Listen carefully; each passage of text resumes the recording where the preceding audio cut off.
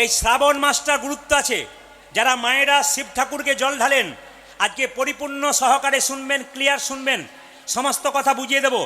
শ্রাবণ মাস যখন এসেছে আপনারা শুনে রাখুন, এই শ্রাবণ মাসে শিব ঠাকুর এই মাসে কিন্তু কি হয়েছিল, এই মাসে সমুদ্র মন্থন হয়েছিল। আর সমুদ্র মন্থনে যে বিষ উঠেছিল সৃষ্টি রক্ষা করবার জন্যে বাবা ভোলানাথ সেই বিষ পান করেছিলেন। এইদিকে প্রেমী, এই বিষ পান করেছিলেন কে? বাবা ভোলানাথ। হ্যাঁ, বাবা ভোলানাথ বিষ পান করেছিলেন। বলুন তো মায়েরা, বিষটা কণ্ঠে ধারণ করেছিলেন, ভেতরে নিয়ে যায় নাই। এই জন্য বাবার আরেক নাম নীল কণ্ঠ। এখন আপনাদের মনে প্রশ্ন জাগে না, বাবা বিষটাকে এই পর্যন্ত নিয়ে গেলেন, ভেতরে নিয়ে গেলেন না কেন? বাবা জানেন এই জায়গাতে স্বয়ং ভগবান আছেন। বিষটা যদি নিচের দিকে নেমে যায় ভগবানের শরীরে লাগবে। তাই ভগবানকে কত শিব ভালোবাসেন, কণ্ঠে নিতাই গৌর হরি বল। সবাই মন দিয়ে শুনে নেবেন। আজকে কিন্তু গোষ্ঠলীলা এসছেন উত্তর গোষ্ঠে। মাস যেহেতু শ্রাবণ মাস, দেখবেন জগতে অনেকগুলো মাস আছে, 12টা মাস আছে না বছরে। এর মধ্যে দেখবেন 3-4টে মাস খুব গুরুত্বপূর্ণ। একটা কার্তিক মাস, একটা শ্রাবণ মাস, একটা মাঘ মাস, একটা বৈশাখ মাস। এই শ্রাবণ মাসের কথা আপনাদের বলে দিয়ে যাই, মায়েরা শুনবেন।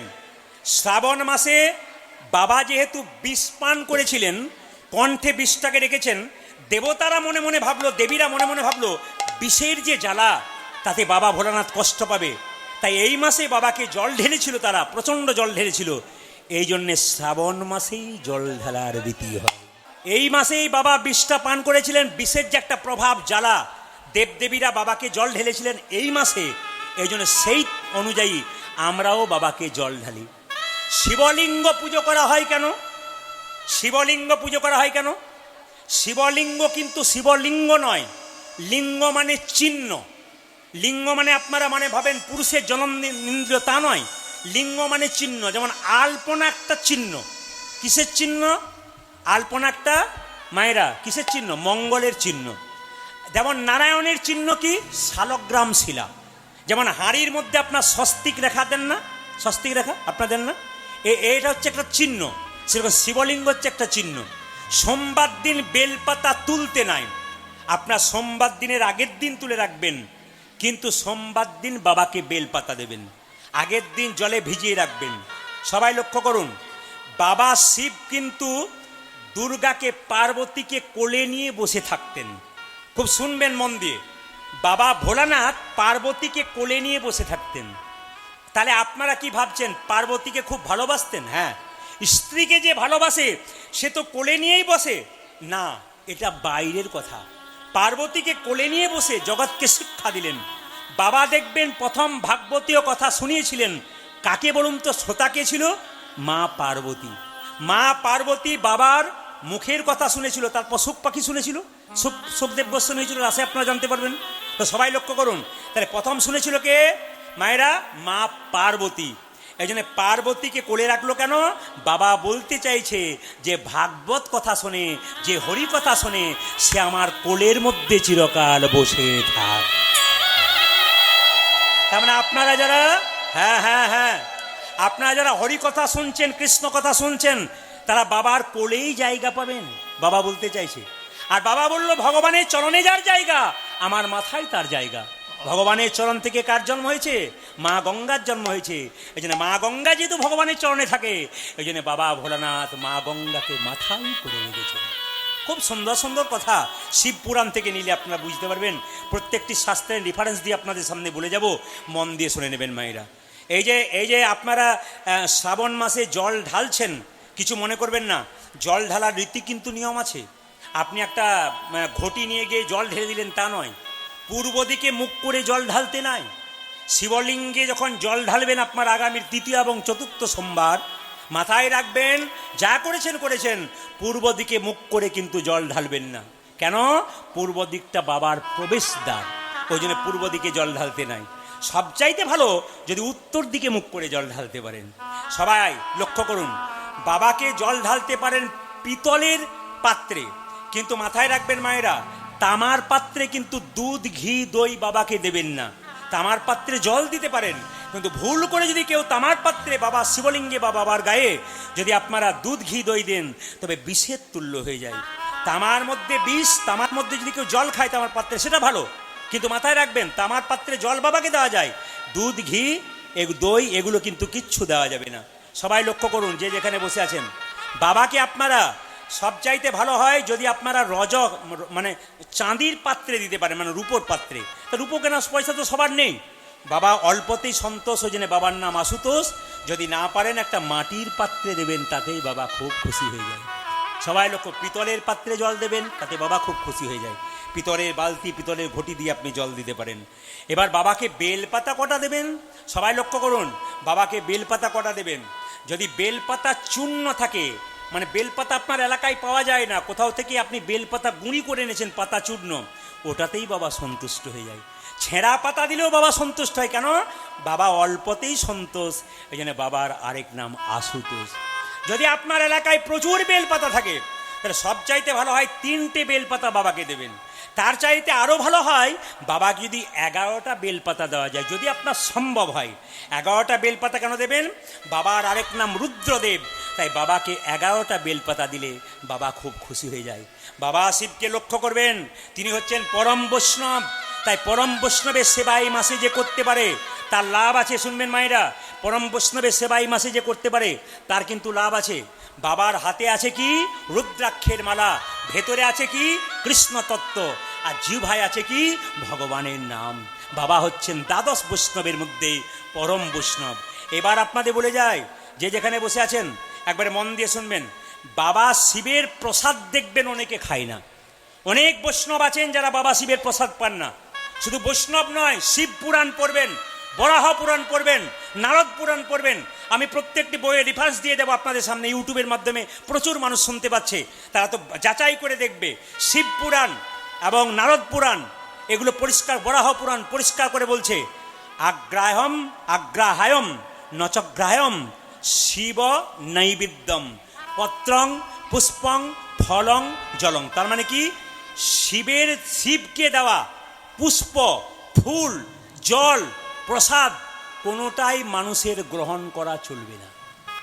আপনারা এতদিনে বাবা শিবের মাথায় জল ঢেলেছেন, প্রসাদ পেয়েছেন, কিন্তু শাস্ত্র বলছে, প্রদীপ পাল বলে নাই, কি বলছে? আগ্রাহয়ম নচগ্রাহয়ম, কি? শিব নৈবেদ্য, মানে শিবের প্রসাদ পাওয়া যাবে না। ফলং জলং পত্রং, কোনো জিনিস পাওয়া যাবে না। তবে হ্যাঁ, তাহলে কি আপনি শিবের প্রসাদ নেবেন না? বরাহ পুরাণ পরিষ্কার করে বলল, বিষ্ণু পুরাণ বলল, যদি ভগবানকে দেওয়ার পর সেই নৈবেদ্য শিবকে দেওয়া হয়, সেই প্রসাদ যদি গ্রহণ করেন, তবে কিন্তু আপনার লাভ আছে। খুব মন দিয়ে শুনে নেবেন। ভারী ভারী জিনিস শোনার জন্য অনেকে আসে, হালকা জিনিস শোনার জন্য অনেকে আসে না। ভারী কিছু শুনবেন। আপনি 3 ঘন্টা 3.5 ঘন্টা আসরে থাকবেন, আপনাকে হিসাব করতে হবে 3 ঘন্টা পর, আমি যে 3 ঘন্টা বসে রইলাম, আমি কি নিয়ে গেলাম? ভক্তগণ প্রশ্ন করছিলেন, কীর্তন যদি শুনতে হয় পুরুষের মুখ থেকে নয়, নারীর মুখ থেকেও শোনা যায়। কেন? মায়েরাও অনেক ভালো কীর্তন করেন, মেয়েরাও ভালো কীর্তন করে, যারা ভালো ভালো কথা আপনাদের শোনাতে পারে। শুনে নিন মায়েরা, দেখবেন শালগ্রাম শিলাকে, নারায়ণকে পুজো দিয়ে যদি আপনি শিবকে দিন, সেই নৈবেদ্য, সেই প্রসাদ গ্রহণ করা আপনার উচিত। সরাসরি শিবের প্রসাদ গ্রহণ করা যাবে না। তাহলে প্রশ্ন করবেন, যেখানে শালগ্রাম শিলা নেই, যেখানে নারায়ণ শিলা নেই, শিবের প্রসাদ আমাকে কেউ দিয়েছে, আমি কি করে অবজ্ঞা করব? আমার হাতে শিবের প্রসাদ আছে। সর্বসাধারণের জন্য বলে রাখি, শিবের প্রসাদ যে হাতের মধ্যে চলে এলো, আপনি ভগবান নারায়ণ বা কৃষ্ণকে ঠিকিয়ে জনার্দন ভগবান বলে আপনি মুখে দিলেন শিবের প্রসাদ। যদি না থাকে আপনার সামনে শালগ্রাম শিলা, আপনি শিবের প্রসাদ নিয়ে কী করলেন? জনার্দন বলে ভগবানের নাম স্মরণ করে, কৃষ্ণের নাম স্মরণ করে আপনি সেই প্রসাদ কিন্তু গ্রহণ করতে পারলেন। মায়েরা, আসলে এই শ্রাবণ মাসটাতে আমরা যতগুলো গান করি, আমি তো প্রায় গানে হুগলি যাই, হুগলি তারকেশ্বর মন্দিরে আপনারা সবাই নাম শুনেছেন, বাসুকীনাথ ঝাড়খণ্ডে আপনার নাম শুনেছেন, বাসুকীনাথ দেওঘরের নাম শুনেছেন। এখন তো ওখানে গেলে আপনি 10 কিলোমিটার দূরে গাড়ি রাখতে হবে, মন্দিরটা পর্যন্ত দেখতে পাবেন না, জল ঢালা তো দূরে কথা। এত মানুষের ভিড় পাগলের মতো। দেখুন, হুগলি জেলায় যখন তারকেশ্বরে কেউ জল ঢালতে যায়, মেয়েরা ছেলেরা তার 40 কিলোমিটার দূর থেকে সারাফুলি থেকে জল নিয়ে জল দিতে যায়। একজন ছেলেকে জিজ্ঞেস করলাম, তুই যে জল নিয়ে যাচ্ছিস, তোর বাবা বাড়িতে বেঁচে আছে? বলে হ্যাঁ। কি করে? বলে চাষবাস করে। বলে তোর বাবা যখন মাঠ থেকে গরমে আসে তখন তোর বাবার মাথায় একটু জল দিয়েছিলি? তোর মা যখন অসুস্থ ছিল তখন মাকে জল দিয়েছিলি? বলে না। যদি বাবা মাকে জল না দিস, পাথরের ভোলানাথ বলতে চাইছে আগে তোর বাবা মায়ের সেবা কর, তারপর আমায় জল দিবি, তবে তোর জল দেওয়া লাভ হবে, নইলে বেকার। যদি কোনো পুরুষ কোনো নারীর চুলের মুঠি ধরে মারে, তাহলে জানবেন সেই পুরুষ সেই দিনই শেষ হয়ে গেল। আস্তে বাবা। যদি কোনো নারী, তার স্ত্রী হোক বা পরনারী হোক, যদি কোনো পুরুষ তার চুলের মুঠি ধরে বারবার অত্যাচার করে, জানবেন সেই পুরুষ শেষ হয়ে গেল। মহাভারতের দিকে তাকান, দ্রৌপদীর চুলের মুঠি ধরেছিল দুঃশাসন, শেষ হয়ে গেল। মায়েরা, রাবণের চুলের মুঠি ধরে, সীতার চুলের মুঠি ধরেছিল কে? জোরে বলুন, কে ধরেছিল? রাবণ, শেষ হয়ে গেল। এই জন্য বারবার বলবো, যে যেখানে বসে আছেন, আমি বারবার বলবো, স্ত্রী মায়েদের অন্তত চুলের মুঠি ধরে বা চুলে হাত দিয়ে কেউ মারবেন না। দুটো কথা বলতে পারেন কিন্তু আঘাত করবেন না, আপনি শেষ হয়ে যাবেন। যে পুরুষ দেখবেন বারবার নারীকে অত্যাচার করে চুলের মুঠি ধরে, ওই পুরুষের জীবন উন্নতি হয় না, ও ধ্বংসের পথে চলে যায় 100%। যা বেই একবার লিখে দিয়েছে রামায়ণ দেখুন, মহাভারত দেখুন, সব জায়গাতে প্রমাণ দিয়ে চলে গেছে পুরুষের নারীর চুলের মুঠিতে হাত দিতে নাই। একটু প্রমাণ দেখুন আপনারা। যেদিন দ্রৌপদীর বস্ত্রণ হয়েছিল মা, আপনারা শুনলে চমকে যাবেন, যেদিন দ্রৌপদীর কাপড়টা টানা হবে না, সেদিন 80,000 মানুষ বসছিল একটা মেয়ের কাপড় টানা হবে দেখবে বলে, মহাভারত। আর সেই দিন দ্রৌপদী কি অবস্থায় ছিল জানেন? মায়েরা যেমন 4 দিন অসুস্থ অবস্থায় থাকে, রজস্বল অবস্থায়, মায়েরা যে 4 দিন রজস্বল অবস্থায় থাকেন, সেই 4 দিন কিন্তু মন্দিরে ঢুকতে পাবেন না। সেই মন্দিরে দূর থেকে প্রণাম করতে পাবেন, হরিবাসরে আসতে পাবেন, দূর থেকে কীর্তন শুনবেন, কাউকে পা ছুঁয়ে প্রণাম করবেন না। ওই সময় মন্দিরে তো কোনো পুজোই দেবেন না, তুলসী গাছে জল দেবেন না, তুলসী গাছ পরিক্রমা করবেন না, মন্দির পরিক্রমা করবেন না, এগুলো আপনাদের নিয়ম। অসুচ অবস্থায় থাকেন, সেই শাস্ত্র বলে দিয়েছে। যারা সতী নারী তারা করে, কিন্তু দ্রৌপদী সেই সময় বাড়িতে আলাদাভাবে ছিল। আগেকার মায়েরা যারা মা কাকিমা ছিল, তারা যৌথ থাকতো, তো অত অসুবিধা হতো না। এখনকার মায়েরা সব একা একা বাড়ি রান্নাবান্না করতে হয়, কিন্তু নিয়ম অনুযায়ী মাকে রান্নাও করা উচিত না। ওই অবস্থায় কোনো মা অন্নপূর্ণার মন্দিরে রান্নাঘরে ঢুকবেই না, রান্না ছবেই না। কিন্তু আজকালকার যুগে কোনো উপায় নেই, একটা পরিবার রান্না না করলে হবে না, ছেলে না খেয়ে স্কুলে যাবে কি করে, এই জন্যে করতে হয়, বাধ্য হয়। কিন্তু হিসাব মতো আগেকার যুগে 3-4টা যা একসঙ্গে থাকতো, একজন অসুস্থ থাকলে আরেকজন রান্না করে দিত। এখন সম্ভব নয়।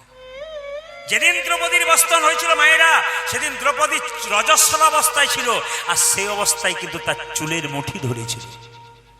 যারা কীর্তন শুনছেন তারা শুনে যাবেন, আপনি যদি অপরের অমঙ্গল কামনা করেন, তবে আপনার অমঙ্গল প্রথমে হবে। শুনে নিন ভালো করে, মহাভারত প্রমাণ দিচ্ছে। যদি আপনি কারো অমঙ্গল কামনা করেন না ভেতরে ভেতরে, আপনার অমঙ্গল কিন্তু প্রথমে হবে। কারো অমঙ্গল কামনা করার দায়িত্ব আপনার। গোবিন্দ বিচার করবে। আপনাকে কেউ মেরেছে, খারাপ কথা বলেছে, আপনার কিছু বলার দরকার নাই। একজন ওপরে আছে, তিনি দেখেছেন, তিনি শাস্তি দেবেন, তৈরি হয়ে আছেন। আপনার চিন্তা নেই, পাপ বেই। তো সবাই শুনবেন যে যেখানে বসেছেন, দ্রৌপদীর যেদিন বস্ত্রণ হচ্ছে না, সেদিন দ্রৌপদীকে দুঃশাসন চুলের মুঠি ধরে যখন আসরে আনলো, যখন বারবার বস্ত্রটাকে টানছে, সবাই তাকান, তখন নারদ মুনি কৃষ্ণকে বলছে, প্রভু, অসহায় নারী কাপড়টা টানছে, এক হাতে কাপড়টা ধরে আছে আর এক হাতে তোমায় ডাকছে, প্রভু বাঁচাও, একজনের নারীর বস্ত্র বাঁচাও, একজনের নারীর অপমান সইবে না, একজনের নারীকে কোনোদিন অপমান করতে দেবে না। যত পুরুষ মানুষ এখানে কীর্তন শুনতেছে, সবার কাছে নিবেদন করবে, রাস্তায় যদি কোনো নারীকে কেউ অত্যাচার করে, আপনি প্রতিবাদ করবেন। আপনাকে জেলে যেতে হয়, তবু একজন নারীকে বাঁচানোর জন্য আপনাকে প্রতিবাদ করতে হবে। নারী অবলার মতো রাস্তা দিয়ে যাবে, পুরুষ তাকে অত্যাচার করবে, আর আপনি প্রতিবাদ করতে পারলেন না। আপনি পুরুষ হলেন কি করে? আপনি তো কাপুরুষ হয়ে গেলেন। প্রতিবাদ করতে শিখুন, অন্যায়ের প্রতিবাদ করুন। বারবার বলে গেলাম আপনাদের কাছে, কোন নারী যেন অপমানিত না হয়, কোন নারী যেন অত্যাচারিত না হয়। মায়েরা সবাই তাকান, দ্রৌপদী এক হাতে কাপড়টা ধরে আছে, এক হাতে ভগবানকে ডাকছে। নারদ বলছে, প্রভু, এক হাতে বস্ত্র ধরে আছে, এক হাতে তোমায় ডাকছে, তুমি বাঁচাও। ভগবান বলছেন নারদ, দ্রৌপদী এক হাতে আমাকে ডাকছে আর এক হাতে নিজের ওপরে ভরসা করে বসে আছে, আমার ওপরে দুহাত ভরসা করতে পারে না। ভগবান বললেন নারদ, যে দুহাত তুলে ডাকে না আমি তার কাছে জীবনে কোনোদিন। এই জন্য আমি আপনাদের মাঝে মাঝে বলি যে হাত দুটো তুলুন। যত তুলবেন না, যত সারেন্ডার হয়ে যাবেন না, তত ঠিক আছে। নিতে শিখবেন না মা, দিতে শিখবেন। আপনি প্রণাম নিয়ে যত না আনন্দ পাবেন, লোককে প্রণাম করে তার চাইতে বেশি আনন্দ পাবেন। লোকের ঘরে খেয়ে যত না আনন্দ পাবেন, লোককে খাইয়ে তার চাইতে বেশি আনন্দ পাবেন। দেখে নেবেন একদিন আপনার বাড়িতে কোনো ভিখারিকে পেট ভরে খাওয়াবেন না, সেদিন মনে হবে আপনার জীবন ধন্য হয়ে গেল। আপনি যাকে দেখবেন তাকে প্রণাম করবেন, আপনার আনন্দ আছে। দ্রৌপদী বারবার যখন কাপড়টা টানছে, দ্রৌপদী যেই না দুহাত তুলে বলছে, হে গোবিন্দ, যা কিছু আমার সকলই তোমার, আমার কেবল তুমি, জীবনে মরণে জন্মে জন্মে প্রাণনাথ হয়ে তুমি। ভগবান বস্ত্র জোগাড় করছে, সবাই তাকাবেন। ভগবান যখন বস্ত্র জোগাড় করছে, তখন দুঃশাসন বাড়িতে জল খেতে গেছে, দেখছে তাদের 100 ভাইয়ের স্ত্রী উলঙ্গ হয়ে বসে। শুনবেন মাইরা, এই জায়গাটা খুব দামি জায়গা, যারা বাবার আছেন, ভক্ত বাবা, তারা শুনছেন মন দিয়ে। দুঃশাসন যখন কাপড় টানছে, দুর্যোধনকে বলল, দাদা তুমি এবার টানো, আমি যাই। বলে কোথায়? আমার জল তৃষ্ণা পেয়েছে। বাড়ির ভেতর জল পান করতে গেল, দেখতে পেল তার স্ত্রী আর 100 ভাইয়ের স্ত্রী উলঙ্গ হয়ে চুপচাপ বসে আছে। দুঃশাসন তার স্ত্রীকে বলল, কি গো তুমি উলঙ্গ হয়ে বসে আছো? বলছে, শুধু আমি নয়, 100 ভাইয়ের স্ত্রী উলঙ্গ হয়ে বসে আছে। এই অবস্থা কে করলো? বলে তোমার আর তোমার দাদার জন্য হলো। বলে কেন? দ্রৌপদী বস্ত্র চাইছে, ভগবান বস্ত্র দিচ্ছে, এত বস্ত্র পাবে কোথায়? আমাদেরগুলো টানছে আর দ্রৌপদীকে দানে করছে। কি শিখলেন? তবে আপনি যদি কারো অমঙ্গল করেন, আপনার অমঙ্গল কিন্তু আগে হবে। বসুন্ধরা বলছে, স্বামী তুমি একবার যাও। সুদামা বলল আমি যেতে পারি, তবে আমার বন্ধু তো চিড়ের নাড়ু খেতে ভালোবাসে, তুমি আনতে পারবে? বলছে, আমি আমার জন্য আনবো না, গোবিন্দের জন্য আনবো। বাড়ি বাড়ি ভিক্ষা করতে গেছে তার স্ত্রী, ভিক্ষা দাও গো নগরবাসী, ভিক্ষা দাও আমায়, আমায় ভিক্ষা দাও গো নগরবাসী, ভিক্ষা দাও, ভিক্ষা দাও নগরবাসী, ভিক্ষা দাও আমায়, আজ ভিক্ষা দাও গো নগরবাসী, ভিক্ষা দাও তোমাদের ভিক্ষার দ্রব্য পাবে শ্যামলা, তোমাদের ভিক্ষার দ্রব্য পাবে শ্যামলা, আজ তোমাদের ভিক্ষার দ্রব্য পাবে শ্যামলা, আজ ভিক্ষা দাও নগরবাসী, ভিক্ষা দাও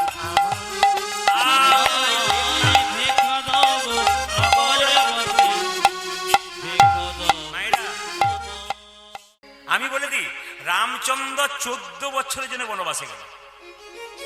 আপনার বাড়ি থেকে কেউ যদি বেরিয়ে চলে যায়, 12 বছর না আসে, তার সাধ্য কাজ আপনি করাতে পারবেন। আপনার বাড়ি থেকে কেউ যদি বেরিয়ে চলে গেল, তার 12 বছর সন্ধান মিলল না, তিনি বেঁচে আছেন না মরে আছেন, তার সাধ্য কাজ কিন্তু 12 বছর পর করে দিতে পারেন, শাস্ত্র বলছে। এখন রামচন্দ্রের 14 বছরের বনবাস চেয়েছিল কেন? জানে যে 12 বছর চলে গেলে তো যা হবে হবে, সাধ্য কাজ হয়ে যাবে, আর 14 বছর হয়ে গেলে তো আর তো তার ঠিকই পাওয়া যাবে না। এই জন্য 14 বছরে বনবাস চেয়েছিল। মায়েরা সবাই শুনবেন, কেন তেতার ভরত কেন সুদামা হলো, একটু শুনে নেবেন সবাই মিলে, শাস্ত্রের কথা। একবার রাজা দশরথ যুদ্ধে গিয়েছিল মা, আঙুলটা তার খুব জোর আঘাত লেগেছিল, আঙুলে ঘা হয়ে গেল। কবিরাজ বলল, তোমার আঙুলটা ভালো হবে, একটা কাজ করতে হবে। বলে কি? তোমার 3 জন স্ত্রী আছে। মায়েরা, রাজা দশরথের 3টে স্ত্রী, কৌশল্যা, কৈকেয়ী আর সুমিত্রা। বলছে 3 জন স্ত্রীর মধ্যে একজন যদি আঙুলটা মুখ দিয়ে চুষে চুষে পরিষ্কার করে দিতে পারে, তাহলে তোমার আঙুলটা ভালো হয়ে যাবে। হরে কৃষ্ণ। এইদিকে কি শুনলেন মায়েরা? রাজা দশরথের কটা স্ত্রী বললাম? যে বলুন 3টে। মাইকম্যান গল্প নয়, 3টে। কি বললাম? কৌশল্যা, কৈকেয়ী আর সুমিত্রা। এখন 3 জনে সবাই লক্ষ্য করুন, বলছে 3 জন স্ত্রীর মধ্যে একজন যদি আঙুলটাকে মুখে ভরে তার লালা দিয়ে পরিষ্কার করতে পারে, তাহলে কিন্তু আঙুলটা ভালো হয়ে যাবে। আচ্ছা মায়েরা কিছু মনে করবেন না, আপনার স্বামীর যদি আঙুলে ঘা হয়, ডাক্তার যদি বলে আঙুলটা চুষে চুষে পরিষ্কার করো, আপনারা কে কে পারবেন হাত তুলে দেখেন তো। দাদারা ভালো করে দেখুন কয়জন হাত তুলেছে। খুব তো সোনার বালা সোনার মালা দিচ্ছেন, দেখুন কি অবস্থা, দেখুন একজনও তুলে নেই। আর যারা ডবল ডবল এসছে স্বামী স্ত্রীতে, তারা আবার স্বামী ওখান থেকে দেখছে আমাদেরটা তুলেছে কিনা দেখছে আর কি, কিন্তু তুলেই নাই। এইদিকে আপনারা যেমন তুললেন না সেই অবস্থা। রাজা দশরথ বলে উঠলো, কৌশল্যা আমি তোমাকে সবচাইতে বেশি ভালোবাসি, তুমি বড় রানী, তুমি কি আমার আঙুলটাকে পরিষ্কার করতে পারবে? কৌশল্যা বললো, স্বামী কিছু মনে করো না, পারবো না। তুমি আর যা বলবে, আস্তে আস্তে মাইক ম্যান ইশারাতে কথা বলবে, আর তুমি যার যা বলবে বলবে, কিন্তু আঙুলটাকে আমি পরিষ্কার করতে পারবো না, তুমি আর যা বলবে আমি সবকিছু করে দেবো। দেখুন মায়েরা, কৌশল্যাকে দশরথ সবচাইতে বেশি ভালোবাসত। এখানে যারা কীর্তন শুনতে এসছেন মনের মধ্যে লিখে নিয়ে যান, সংসারে যাকে সবচাইতে বেশি ভালোবাসেন, ভাবছেন ভবিষ্যতে এ আমাকে দেখবে, জেনে নেবেন ওই লোকটাই প্রথম আপনার জীবনে বেঈমানি করবে। পাক্কা একবারে মহাভারত রামায়ণ প্রমাণ দিচ্ছে, শাস্ত্র প্রমাণ দিচ্ছে। যাকে আপনি খুব বিশ্বাস করছেন সংসারে শেষ জীবন আমাকে দেখবে, জানবেন ওই প্রথম আপনার জীবনে বেঈমানি করবে, আপনাকে প্রথম। আর যাকে আপনি ভালোবাসছেন, অবজ্ঞা করছেন, ও দেখবেন আপনার কাছে ছুটে আসবে। এটাই হয় পৃথিবীতে নিয়ম। আচ্ছা, ছোট স্ত্রী সুমিত্রাকে খুব ভালোবাসে। সুমিত্রা তুমি পারবে না, দিদি যা বলেছে আমি তাই পারবো না। কিন্তু যাকে বেশি ভালোবাসতো না, অবজ্ঞা করতো কৈকেয়ীকে, সেই কৈকেয়ী ছুটে এসে বলছে, স্বামী দাও দাও, আঙুলটা দাও, আমি পরিষ্কার করে দিই। সঙ্গে সঙ্গে বলো, আঙুলটা তুমি, আরে তোমার উপর বিশ্বাস করে তুমি করবে? হ্যাঁ স্বামী, মেয়েদের সবচাইতে দামি জিনিস হলো স্মৃতির সিঁদুর, হাতের শাখা। ওই দুটো যদি চলে যায় আর পৃথিবীতে তার বেঁচে থেকে কি লাভ আছে? তুমি যদি চলে যাও, আমার হাতের শাখা স্মৃতির সিঁদুর চলে যাবে, আর তুমি যদি বেঁচে থাকো, আমার হাতের শাখা স্মৃতির সিঁদুর থাকবে। দাও, তুমি আঙুলটা দাও। মায়েরা, এক চিমটি সিঁদুরের কি দাম, পাশের বাড়ির যে মেয়েটা বিধবা হয়েছে সে জানে। আপনারা কেউ বুঝতে পারবে না যাদের সিঁদুর আছে। দাঁত থাকতে দাঁতের মর্ম কেউ জানে না, দাঁত চলে গেলে বুঝতে পারবে। অনেক স্ত্রী আছে স্বামীকে ছেড়ে উল্টো পাল্টা জায়গায় যায়, ওদেরকে আঙ্গুল দিয়ে বলবো, এমন সর্বনাশ কাজ করবেন না, নরকেও আপনার জায়গা। মৃত্যুর পর আপনার আত্মা শান্তি পাবে না, খালি কেঁদে কেঁদে বেড়াবে, সেই দিন বুঝবেন আমি কি করেছি। এই জন্য বারবার বলবো, মা যে যেখানে বসে আছেন, এই যে দুর্গা পূজায় সিঁদুর খেলা হয় না, সিঁদুর খেলা করতে গিয়ে ছুঁড়ে দেখবেন সিঁদুর দিতে গিয়ে মাটিতে পড়ে যায় না। যখন সিঁদুর নেবেন তখন আঁচলটা পেতে নেবেন, যেন সিঁদুর এক ফোঁটা মাটিতে না পড়ে। সিঁদুর যদি এক ফোঁটা মাটিতে পড়ে যায়, তবে স্বামীর অমঙ্গল হয়, স্বামীর আয়ু হয়। কীর্তন শুনতে সে এগুলো জানতে পারবেন, অন্য জায়গায় জানতে পারবেন। এই জন্য হরিবাসরে আসতে হয়, কীর্তন শুনতে হয়, জ্ঞানের কথা শুনতে হয়, জীবন সুন্দর হয়। কালকে যেখানে গাইছিলাম মালদাতে, এত ভক্তের সমাগম, এদেরকে জিজ্ঞেস করুন, হাজার হাজার ভক্ত কাতারে কাতারে চুপচাপ করজোরে শুনছে, শুধু কথা শুনছে, জীবন পরিবর্তন করার কথা। এই জন্য বারবার বলে রাখি আমি, হিন্দু সনাতন ধর্মকে বাঁচানোর জন্য মহাপ্রভু যেটা করেছে সেটা আমরা হয়তো পারবো না, কিন্তু মহাপ্রভুর চরণ স্মরণ করে অন্তত 20 জন মানুষের মধ্যে একজনকে যদি ভক্ত করতে পারি, তবু তো জীবনটা নিতাই গৌর হরিবোল বলে সার্থক হয়ে যাবে। আপনারা ভক্ত হতে যান, এটাই চাই মায়েরা। এই যে দেখান, যেই না বলেছে, তাহলে এক কাজ করো, তুমি যে আঙুলটাকে মুখে দিয়ে পরিষ্কার করলে, আঙুলটা ভালো করে দিলে, আচ্ছা তোমাকে আমি দুটো বর দেবো, তুমি চেয়ে নাও। স্বামী তোমার সেবা করবো, বরের কি আছে? আরে তোমার স্বামী সেবা করলে কিছু চাইতে হয় নাকি? এখনকার মেয়েরা চায়, তোমার কাপড়টা পরিষ্কার করে দিয়েছি, 50 টাকা পকেটে ছিল, ওটা দেবো না কিন্তু, ওটা আমি রেখে দিয়েছি। এরকম অনেকে আছে কিন্তু। আর এমন নারী আছে স্বামীর টাকার দিকে তাকায় না, যত্ন করে রেখে দেয়, তোমার পকেটে 100 টাকা ছিল, ওখানে রেখে দিয়েছি। এরাই বড় হয়। স্বামী যে কষ্ট করে রোজগার করে টাকাটা নিয়ে এলো না, ওটাকে সম্মান দিতে হয়। আপনারা বলবেন শুধু ওনাদের পক্ষে বলছেন, তা নয়, আমি মায়েদের জন্য বলবো, এরা হলো লক্ষ্মী। এদেরকে, মায়েদেরকে যত সম্মান দিতে পারবেন সংসারে না, তত সংসার উপরে উঠবে। যে স্বামী তার স্ত্রীর উপর অত্যাচার করে, খারাপ খারাপ কথা বলে, ও স্বামী নয়, ও তো আসামি। ও স্বামী নয়। একজন নারী তার বাবা মা আত্মীয় স্বজনকে ছেড়ে আপনার পাশে এসে দাঁড়িয়েছে, সে কত বড় ত্যাগ করেছে আপনার জানা আছে? তাকে সম্মান দিতে হবে। উনি আপনার বাড়িতে এসেছেন পরের বাড়ি থেকে, আপনাকে নিজের মতো করে নিতে হবে, তবে তো সংসার সুন্দর হবে। ভগবানকে ডাকতে হবে না, ভগবান আপনার বাড়িতে আসবে। মায়েরা সবাই তাকান, কই কই যখন বললো আমি বরটা নেবো না, যদি দরকার হয় পরে নিয়ে নেবো, সবাই লক্ষ্য করুন। কই কই চলে গেল মা, আর সবাই লক্ষ্য করুন, সঙ্গে সঙ্গে রাজা দশরথ সিদ্ধান্ত নিলেন, বলে কি, যে আমি কিন্তু রামকে রাজা করব। কাল রাম রাজা হবে, কিন্তু রাম রাজা হবে শুনে কই কই মা ফুলের মালা গাচ্ছে রামের গলায় পরাবে বলে। একটা মেয়ে কানের পাশে, এটা কিন্তু আপনাদের বলতে হবে মেয়েটিকে, একটা মেয়ে কানের পাশে কই কই বলছে, কই কই মালা গাচ্ছিস কেন, কাকে পরাবি? বলে রামকে পরাবো। কেন? রাম রাজা হবে। বলে রাম রাজা হবে তো তোর কি গেল, কৌশল্যা রাজমাতা হবে, তুই তো ভিখারিনী হবি। এক কাজ কর, রাজা দশরথের যুদ্ধ থেকে ফেরার পর তার আঙুলটাকে ভালো করে দিচ্ছি চুষে চুষে, তোকে দুটো বর পাওনা ছিল, একবারে রামচন্দ্রের 14 বছরের বনবাস, একবারে পুত্র ভরতের সিংহাসন লাভ। বলুন তো মায়েরা, যে মেয়েটা কানে বিষ দিল ওই মেয়েটার নাম কি? মায়েরা বলছে, দেখো বলো কাকে? এমন ভাবে বলছেন যে আপনাদের পাড়ার মেয়ে বুঝবেন না। না, পাড়াতে পাড়াতে মন্থর আছে, কীর্তন শুনতে এসছেন, এখানেও মন্থর আছে। আপনি মন দিয়ে কীর্তন শুনবেন, আপনার কানের পাশে যে গল্প করবে বুঝবেন মন্থরা পার্টি চলে এসেছে।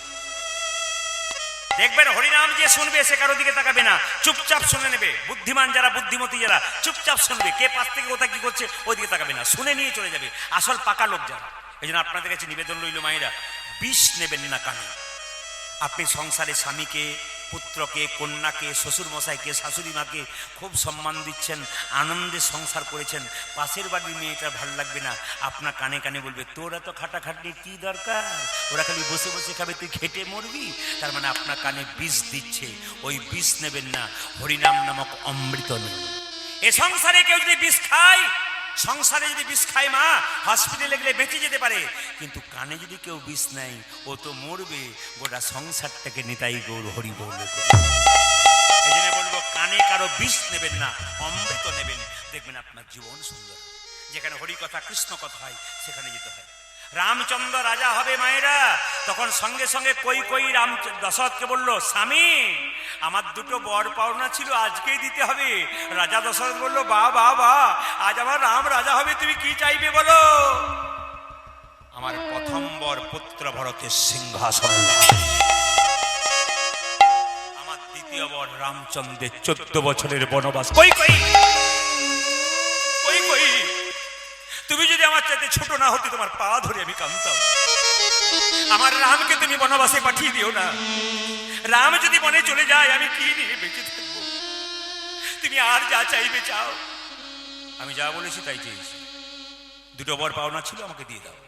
মায়েরা থাকবেন, উপায় নাই। রামচন্দ্র তখন কি করলেন, রাজবেশে দাঁড়িয়েছিলেন, হঠাৎ সমস্ত কাপড় খুলে জীর্ণ কাপড় পরলেন বনবাসে যাবার জন্য। রামের দিকে তাকান, রামের কাছে শিখুন।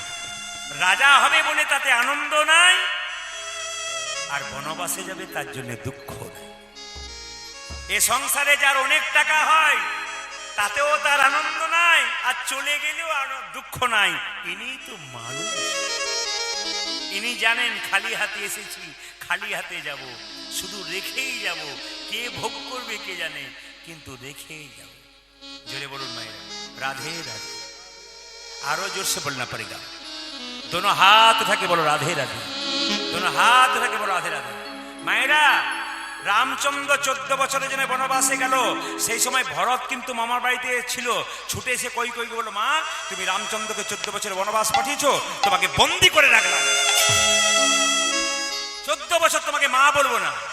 মা যদি মায়ের মতো না হয়, সেই মাকে ত্যাগ করা যায়, সেই মাকে ত্যাগ করা যায়। ভরত কই কইকে 14 বছরের জন্য ত্যাগ করেছে। বাবা যদি বাবার মতো না হয়, বাবার মতো সেই বাবাকে ত্যাগ করা যায়। ভক্ত প্রহ্লাদ হিরণ্যকশিপুকে ত্যাগ করেছিল। গুরু যদি গুরুর মতো না হয়, সেই গুরুকে ত্যাগ করা যায়। বলি রাজা শুক্রাচার্যকে ত্যাগ করেছি। ভরত ছুটে গিয়ে রামচন্দ্রকে বলল, দাদা তুমি বনবাসে চলে এলে আর আমি রাজা হব। দেখুন দেখুন দেখুন, ভাইয়ে ভাইয়ে কিরকম সম্পর্ক। একজন এই গ্রামে, যদি এই গ্রামের কথা বলিনি, এমন গ্রাম আছে, দু ভাইয়ের মধ্যে একজন যদি বাইরে চাকরি করতে চলে যায়, এই গ্রামের লোক ভাবে, গ্রামের ভাইটা হবে আমার সব হয়ে যাবে, ও ওখানে থাক, বাইরে থাক। কিন্তু ভরত সিংহাসনে বসলো না। দাদা তুমি কি ভাবলে তুমি বনবাসে এলে আমি আমি আমি সিংহাসনে বসবো না? রামচন্দ্র বলল, কিছু মনে করিস না ভরত, ফিরে যা, আমি 14 বছর পর যাব। দাদা আমি কিন্তু রাজা হব না। শুনে রাখ, রাজা তোকে হতেই হবে। দাদা তুমি যখন যাবেই না, রাজা আমাকে হতে হবে। আমি ওই সিংহাসনে বসবো না, যদি বসাতে হয় তোমার খরম যুগল দাও, ওই দুটো বসাবো, আমি নিচে বসে রাজা হব। আপনাদের কাছে একটা নির্দেশ দিয়ে যাই, এতজন দ্বারা দাঁড়িয়ে আছেন, সংসারে 2 ভাই হন আর 3 ভাই হন আর 4 ভাই হন, বড় দাদা হলো বাবার মতো, সম্মান দেবেন। যাদের বাড়িতে বড় দাদা আছে সম্মান দেবেন, উনি হলেন বাবার মতো। আপনার বাবা মারা গেলে উনি আপনার বাবা, শাস্ত্র বলছে। আর বড় দাদাদেরকে বলে রাখি যে ছোট ভাই তোমার পরে যারা আছে তারা হলো ছেলের মতো। যদি অন্যায় করে থাকে ক্ষমা করবে, 2 হাত জায়গা বেশি চাই ছোট ভাই, বড় ভাই বাবার মতো তাকে দেবে। আর ছোট ভাই যদি ছোট ভাইয়ের মতো হয়, ছোট ছেলের মতো হয়, সে কোনোদিন তার দাদাকে ঠকাবে না। কি সুন্দর ভাই ভাইয়ের সম্পর্ক শিখিয়েছে, একমাত্র রামায়ণ পড়লে জানতে পারবেন, অন্য জায়গায় জানতে পারবেন না। সবাই তাকান নয় না। ভরত চলে এলো, সিংহাসনে বসলো না, নিচে বসে রাজকার্য পরিচালনা করছে। কই কেঁদে কেঁদে বলছে, রাম তুই যখন 14 বছর পর বনবাস থেকে আসবি, আমাকে ভরত বন্দি করে রেখেছি। আমি এক হাতে নবনীর ভাণ্ড, এক হাতে বিষের ভাণ্ড নিয়ে যাব। তুই যদি আমাকে মা বলে ডাকিস, তবে নবনীর ভাণ্ডটা তোর মুখে দেবো। আর তুই মা বলে না ডাকিস, বিষ খেয়ে আমি তোর চরণ তলে প্রাণ বিসর্জন দেব। রামচন্দ্র 14 বছর পর বনবাস থেকে আসছে, ভক্তগণ চোখের জলে ভেসে বলছে, যাই যাই রঘুপতি রাম। যারা বলতে পারবেন তারা ভালো, আর যারা বলতে পারবেন না হাতে তালি দেবেন। যাই যাই রঘুপতি রাম, রাজা রাম, পতিত পাবন সীতা রাম।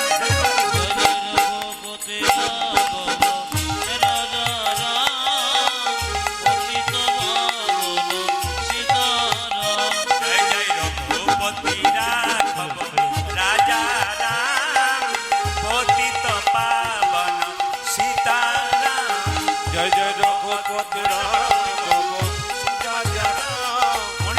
পতিত পাবন সীতারাম।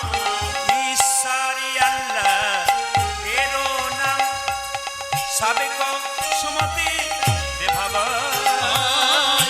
ঈশ্বরী আল্লাহ তেরো নাম, সাবেক সুমতি রে ভগবান। ঈশ্বরী আল্লাহ তেরো নাম, সাবেক সুমতি রে ভগবান। ঈশ্বরী আল্লাহ তেরো নাম, সবই কসুমতি রে ভগবান। জয় জয় রঘুপতি রাঘব রাজা রাম, পতিত পাবন সীতারাম। জয় জয় রঘুপতি রাঘব রাজা রাম, পতিত পাবন সীতারাম। বিমাতা কই এক হাতে নবনী, এক হাতে বিষের ভাণ্ড নিয়ে কাঁদতে কাঁদতে বলছে, একবার আমায় মা বলে রাখ, আমার নারী জনম ধন্য হবে রাম। একবার আমায় মা বলে ডাক, নারী জনমে ধন্য বলে একবার আমায় মা বলে ডাক, নারী জনম ধন্য হবে।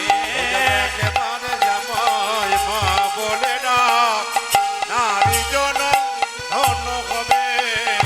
মামা বলে ডাকি রে একবার,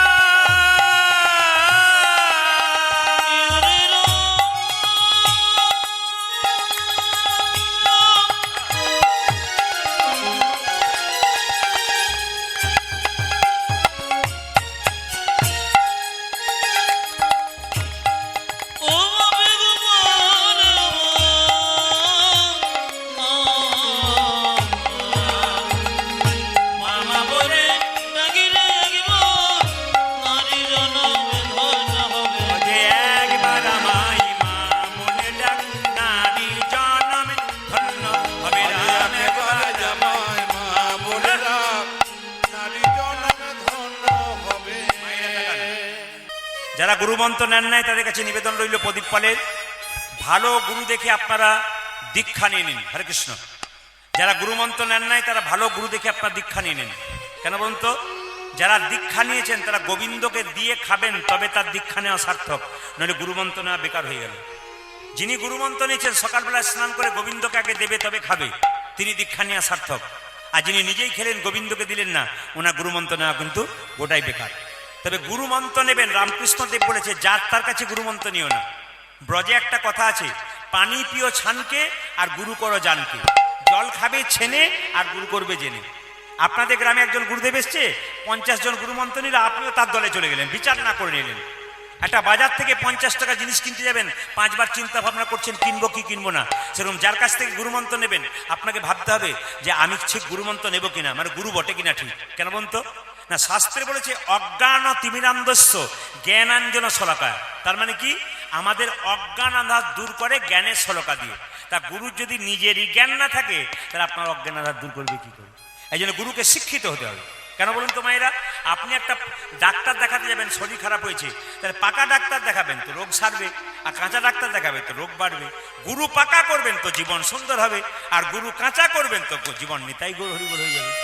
এবার রামকৃষ্ণদেব বলেছে গুরু কি পরিবর্তন করা যায়? শুনে নিন, যারা গুরুমন্ত্র নিয়েছেন রামকৃষ্ণদেব বলছে গুরু পরিবর্তন করা যায়। কখন করা যায়? যেমন আপনি ডাক্তার দেখাচ্ছেন, রোগ কিন্তু আপনার সারছে না, যখন কোনো মতেই রোগ সারছে না তখন তো আপনি রোগ ডাক্তার চেঞ্জ করেন। ঠিক সেরকম গুরুদেবের কাছে মন্ত্র নিয়ে আপনার যে শান্তি না থাকে, আপনি ঠিক গুরুদেবকে ভালো লাগছে না, গুরুদেবের চাউনি ভালো নয়, তাকানি ভালো নয়, গুরুদেবের চলা ভালো নয়, বলা ভালো নয়, আপনি গুরুকে ত্যাগ করতে পারেন। কে বলছে? রামকৃষ্ণ পরমহংসদেব বলছে। তাই আপনাদের কাছে নিবেদন রইল যে গুরু করবেন পাকা, যাকে তাকে গুরু কিন্তু করবেন না। তবে একটা কথা শুনে নিন, সব জায়গাতে পাওয়া যায়, এখানেও পাবো। আচ্ছা, গুরুদেব যখন আপনি যখন গুরুদেবের বাড়ি যান তখন খালি হাতে যান না কিছু নিয়ে যান? জোরে বলুন, জোরে বলুন। কিছু নিয়ে যান না খালি হাতে যান? কিছু নিয়ে যান না নাকি? কিছু তো নিয়ে যান না, কি বলছেন? আপনি যখন গুরুদেবের বাড়ি যান তখন খালি হাতে যান না, কিছু নিয়ে যান। আর গুরুদেব যখন আপনার বাড়ি আসে তখন কিছু নিয়ে আসে? জোরে বলুন। তখন দেখবেন খালি হাতেই আসে। তাহলে গুরুদেব যদি আপনাকে মন্ত্র দেয় আপনি গুরুদেবের মেয়ে, আর ছেলে যদি হন তাহলে আপনি গুরুদেবের ছেলে। এখন কথা হচ্ছে, গুরুদেব যখন নিজের মেয়ের বাড়ি যাবে, নিজের ছেলের বাড়ি যাবে, তখন মিষ্টি নিয়ে যাবে না? তাই নিজের ছেলের বাড়ি মিষ্টি নিয়ে গেল, নিজের মেয়ের বাড়ি মিষ্টি গেল, আর আপনাকে শিষ্য করেছে, আপনিও তার মেয়ে, আপনার বাড়ি আনবে না কেন? তাহলে আপনাকে উনি মেয়ে বলে নিতে পারেন না। আপনার কাছে নিতে এসছে, আপনাকে দিতে পারেন না। হ্যাঁ, আপনার গুরু বাবা এসছে, আপনার দেওয়া কর্তব্য আছে, কিন্তু উনি 5টা লজেন্স আনবেন কেন? আপনার বাড়িতে 5টা বাচ্চা থাকতে পারে, তার হাতে তুলে দিতে হবে। গুরু খালি হাতে কোনোদিন আসবে না। এই জন্য বারবার বললাম মায়েরা, গুরু যাকে তাকে করবেন না, সবার কাছে নিবেদন। এই জন্য গুরুমন্ত্র যারা নিয়েছেন, যারা নেন নাই, রামকৃষ্ণদেব একটা গান আছে, সবাই মিলে একটু গাইবেন। যদি গাইতে পারেন তো ভালো, দিন তোরানো যাবে একসঙ্গে, খুব সুন্দর করে গাইবেন। হ্যাঁ, যদি গাইতে পারেন, তালি দিতে পারেন, এগুলো দিন যায়, কাজ হয়ে যাবে। হ্যাঁ, হরে কৃষ্ণ। একসঙ্গে একসঙ্গে উলুধ্বনি উলুধ্বনি।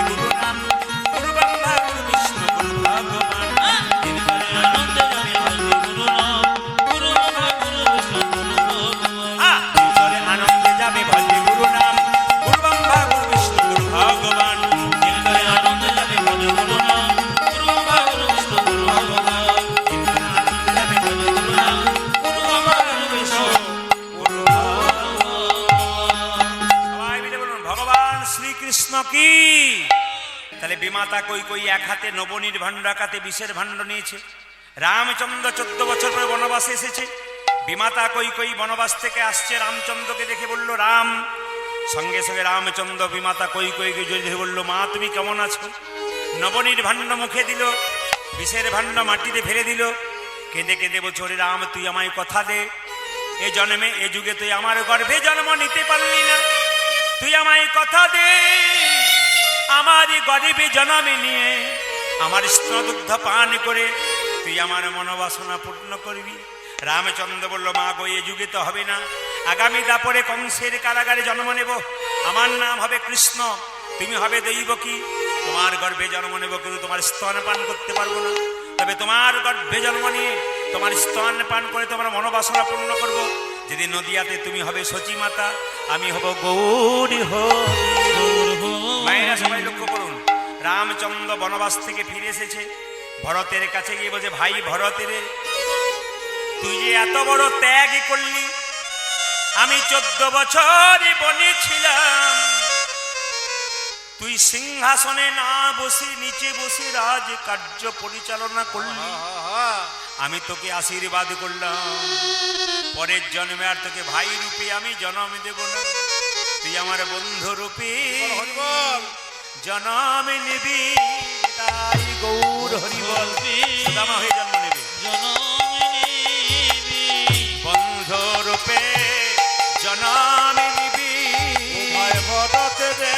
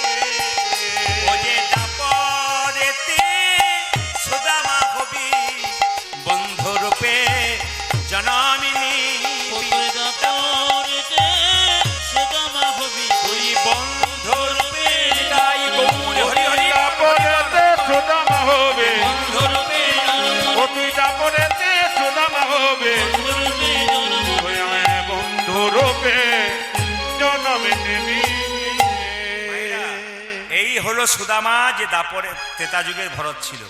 এখন কৃষ্ণের কতজন বন্ধু বললাম? 24 জন, আর কৃষ্ণ বলরাম নিয়ে 26 জন। আজ একটা নতুন খেলা খেলবে, সবাই শুনবেন ভালো করে। একটা বট গাছের নিচে 26 জন বন্ধু দাঁড়িয়ে আছে, বলছে 26টা পাতা পাড়া হবে, একটা পাতাতে ফুটো করে দেওয়া হবে, সব পাতাগুলোকে একসঙ্গে মিশিয়ে দেওয়া হবে, সবার চোখে একটা করে কাপড় বেঁধে দেওয়া হবে।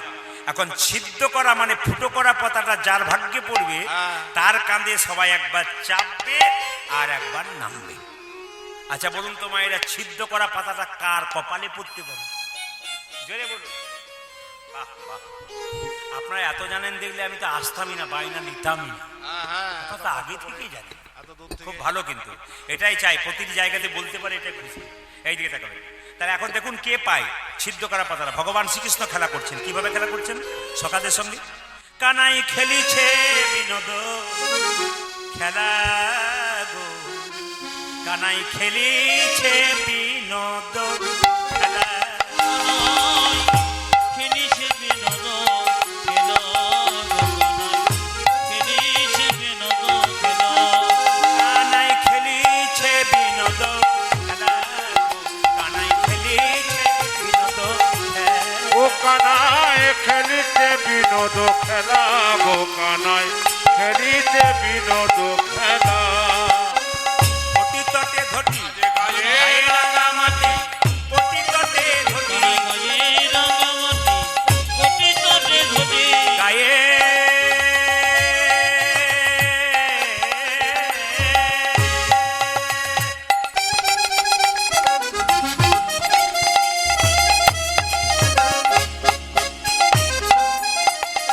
ওটা যে গায়ে রাঙা মাটি,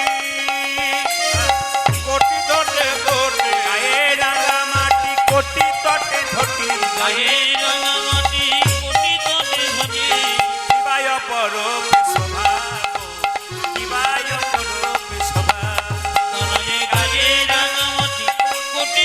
ধরি কিবায় অপরূপে শোভা। কিবায় অপরূপে শোভা। এই যে খেলা তো হয়ে গেল, এবার সবার চোখে কাপড়। শুভ হরসিদাম, তুই কি পাতা পেলি? ভালো পেয়েছিস? আরে তুই কি পেয়েছিস রে? আমি ভালো পেয়েছি। আচ্ছা তুই কি পেয়েছিস? আমিও ভালো পেয়েছি। আর তুই কি পেয়েছিস? আর তুই? তাহলে আমারটা গন্ডগোল আছে। ওটা দেখো। হ্যাঁ মাইকে বল। তোরটা দেখবো। আমারটা দেখবি? তাহলে আমারটাতে কোনো গন্ডগোল আছে বোধ হয়। হ্যাঁ, হ্যাঁ। আচ্ছা দেখি 14খানা বিস্কুট খেয়েছিস তুই?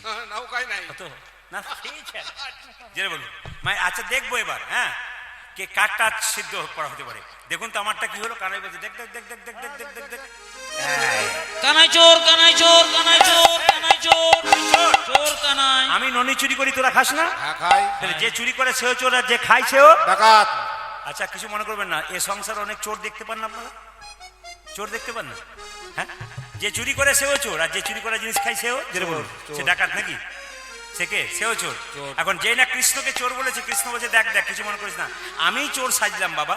আসলে কৃষ্ণ কেন চোর সাজলো দেখুন, মানে সবাই কৃষ্ণের কাঁধে চাপদার নামবে।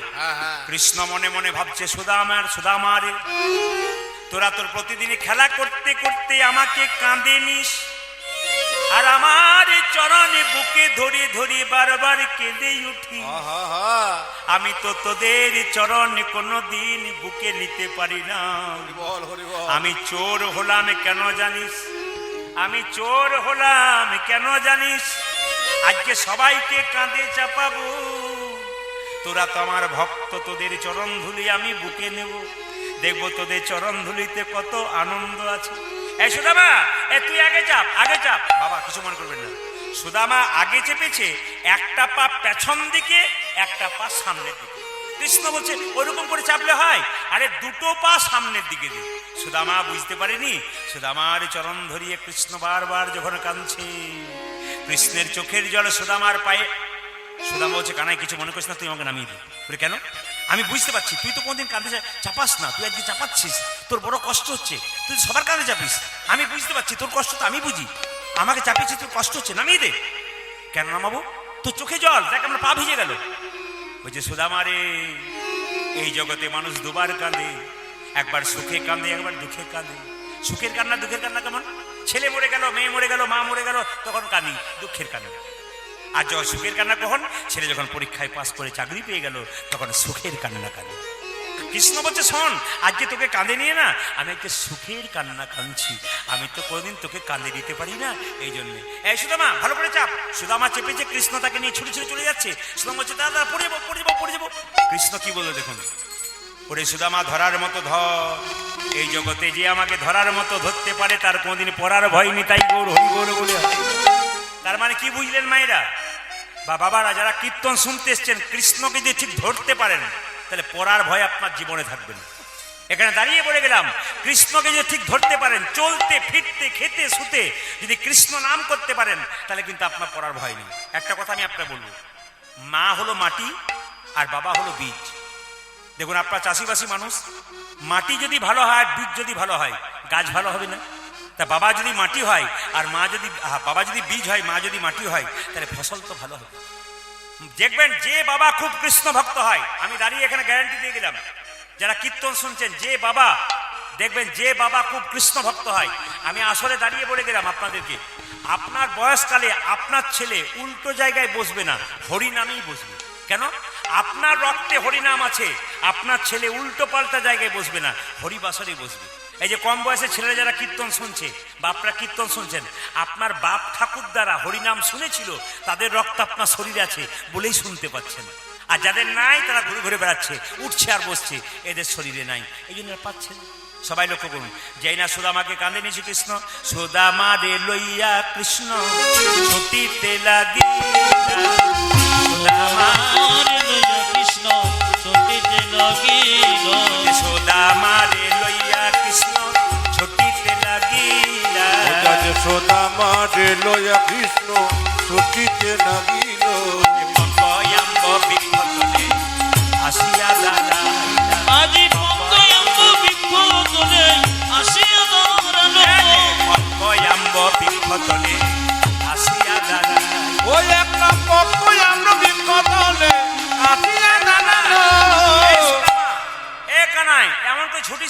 বলি দাঁড়া ভাই, দাঁড়া ভাই, দর ভয়ে দর ভয় হ্যাঁ, দাঁড়া ভাই, দাঁড়া ভাই। তুই দাদা ভাই দাদা ভাই এমন করে ছুটিস না ভাই, দাঁড়া ভাই।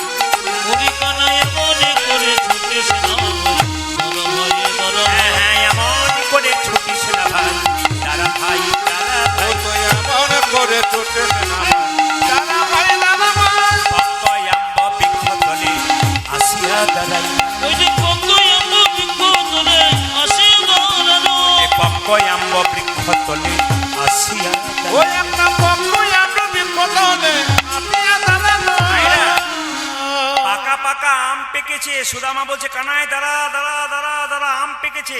কৃষ্ণের কাঁধে চেপেছে সুদামা, চুলের মুঠিটা এক হাতে ধরেছে, এক হাতে আমটাকে ধরেছে। প্রথমে সুদামা খাচ্ছে, তারপর কৃষ্ণকে দিচ্ছে।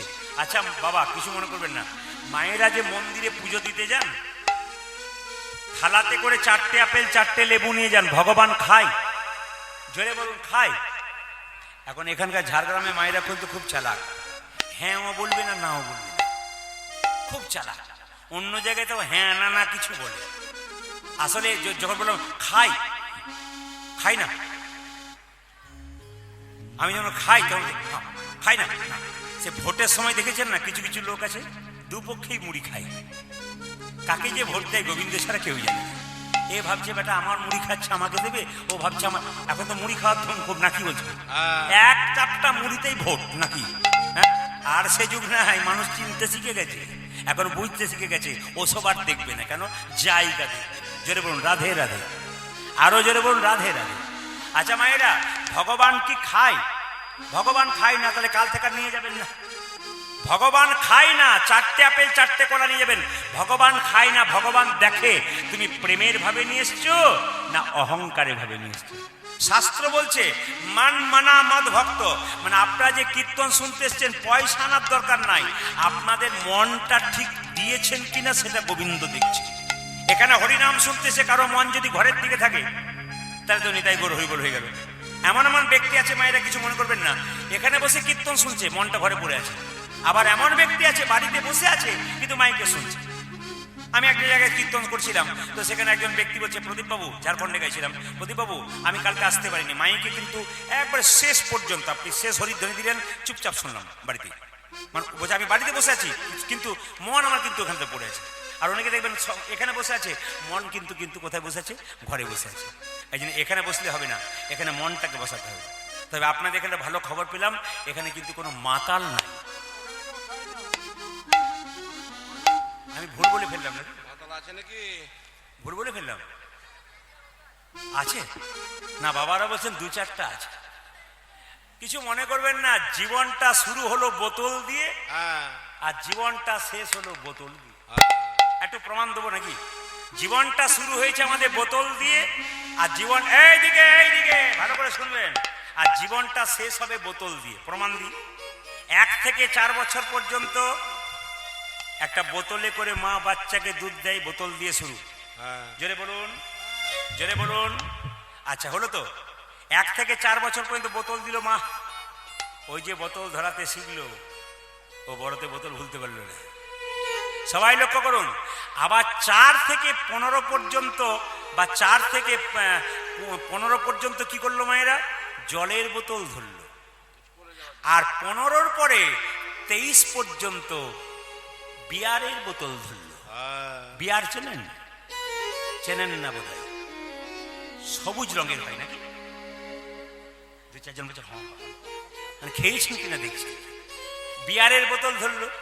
এইবার যখন মায়েরা 25 বছর বয়স হলো, 25 থেকে 70 পর্যন্ত দারুর বোতল ধরলো। তারপর 70-এর পরে স্লাইনের বোতল ধরলো। তারপর যখন মারা গেল তখন গঙ্গা জলের বোতল মানুষ ধরলো। মরা পুড়িয়ে এলি, জল নেই। মানে তোমার শুরু বোতল দিয়ে, আবার শেষ হচ্ছে তোমার বোতল দিয়ে। আপনাদের এখানে কেউ খায় না, এটা জেনে খুব খুশি হলাম। কিন্তু কিছু মনে করবেন না, হাসছেন, খায় না না, তার প্রমাণ আমি পেয়ে গেছি। আমি লোটাশুলি জঙ্গলটা পেরিয়েছি তো, কিছু মনে করবেন না। একজন গাড়িটা দাঁড়িয়েছে বাথরুম যাবার জন্য, দাঁড় করেছে, আর সঙ্গে সঙ্গে একজন আমার গাড়িটাকে দেখেছে, আপনি প্রদীপ বাবু না? বাবা রে, কোথা থেকে এলো রে? বলে, আমার তো যেখানে কীর্তন করছেন তার পাশেই তো আমার বাড়ি, আজ আপনার কীর্তন হবে। আমার বেশ বেশ বেশ, আপনি যাবেন যাবেন। বলছে না না, একটা কবিতা আপনাকে বলতে হবে। আপনার কবিতা তো আমি জানি না, আমার কাছে শুনুন। বললাম বলুন। তখন বলছে, আপেলে পোকা, হ্যাঁ, দুধে জল, বাহ বিড়িতে শক্তি, বাহ, বাহ, বাহ। আর মদে বল। কি কবি আপনাদের আছে দেখুন। ও কিন্তু কীর্তন শুনতে এসছে, ওকে আমি দেখতে পাচ্ছি অনেকক্ষণ ধরে। ও বলেছে একটা কবিতা বলবেন। বলবো আসরেই বলবো। মায়েরা, ওকে বললাম আমি আসরেই বলবো, ও কিন্তু এসেছে। ওকে জিজ্ঞেস করেছিলাম তুমি কি খাও, বলেছিল জেডি। আমি কবিতাটা ওকে বলি, খাবে জেডি, ফুলবে বডি, শ্মশান তোমার জন্য রেডি। রাধে রাধে, রাধে রাধে, রাধে রাধে, রাধে রাধে। মায়েরা, যেই না সুদামা চেপেছে কৃষ্ণের কাঁধে, আর যেই না আমটা পেরেছে, আগে সুদামা খাচ্ছে, কৃষ্ণকে দিচ্ছে। কৃষ্ণ বলছে, সুদামা তুই আগে খেলে আমাকে দিলি কেন? আমাকে আগে দে, তারপর তুই খাবি। বলছে, না রে, তোর মামা কংস রাজা বড় দুষ্ট, যদি ফলের মধ্যে বিষ মিশিয়ে দেয়, ওই বিষ মাখা ফল খেয়ে আমি যদি মরে যাই, তুই বাঁচাতে পারবি? আর তুই যদি মরে যাস ভাই, তবে তোকে কে বাঁচাবে ভাই? মায়েরা, যেই না সুদামা খাচ্ছে, তারপর কৃষ্ণকে দিচ্ছে। টক ফলটা সুদামা খাচ্ছে, কৃষ্ণকে দিচ্ছে, ওই ফলটা আবার মিষ্টি হয়ে যাচ্ছে। দেখবেন, এই যে বাড়িতে এখানে প্রসাদ হলো, আপনারা অনেকে নিমন্ত্রিত ছিলেন। তো মায়েরা বলুন তো, বাবারা বলুন তো, বাড়িতে যদি খিচুড়ি তৈরি হয়, এক থালা খান, আর ওখানে 2 থালা খেয়ে ফেলেন কেন বলুন তো? ভগবানের প্রসাদ। যেখানে ভগবানের প্রসাদ হয়, সেখানে অনেকটা খাওয়া যায়। তো সুদামা প্রথমে খেয়েছে টক টক ফল, আর যখন ওই টক ফলটা কৃষ্ণকে দিয়েছে, ওটা মিষ্টি হয়ে গেছে, আবার কৃষ্ণ দিচ্ছে, সুদামা খাচ্ছে। সুদামা হচ্ছে, হ্যাঁ রে, তোর কি মুখে মিষ্টি আছে না? কি বলে, কেন? তোর এঁঠো বড় মিঠো লাগে ভাই রে কানা। কানায় তোর একটু বড় ভাই বাড়াও বাড়াও, লাগে এগুলো বুঝছো না? এগুলো বাড়াও। ভাই রে কানা। ও তোরে এঠো বড় মিঠো লাগে ভাই রে কানা। ইয়ো তোরে এঠো বড় মিঠো লাগে ভাই রে কানা। আমরা খাইতে বড় সুখ পাই,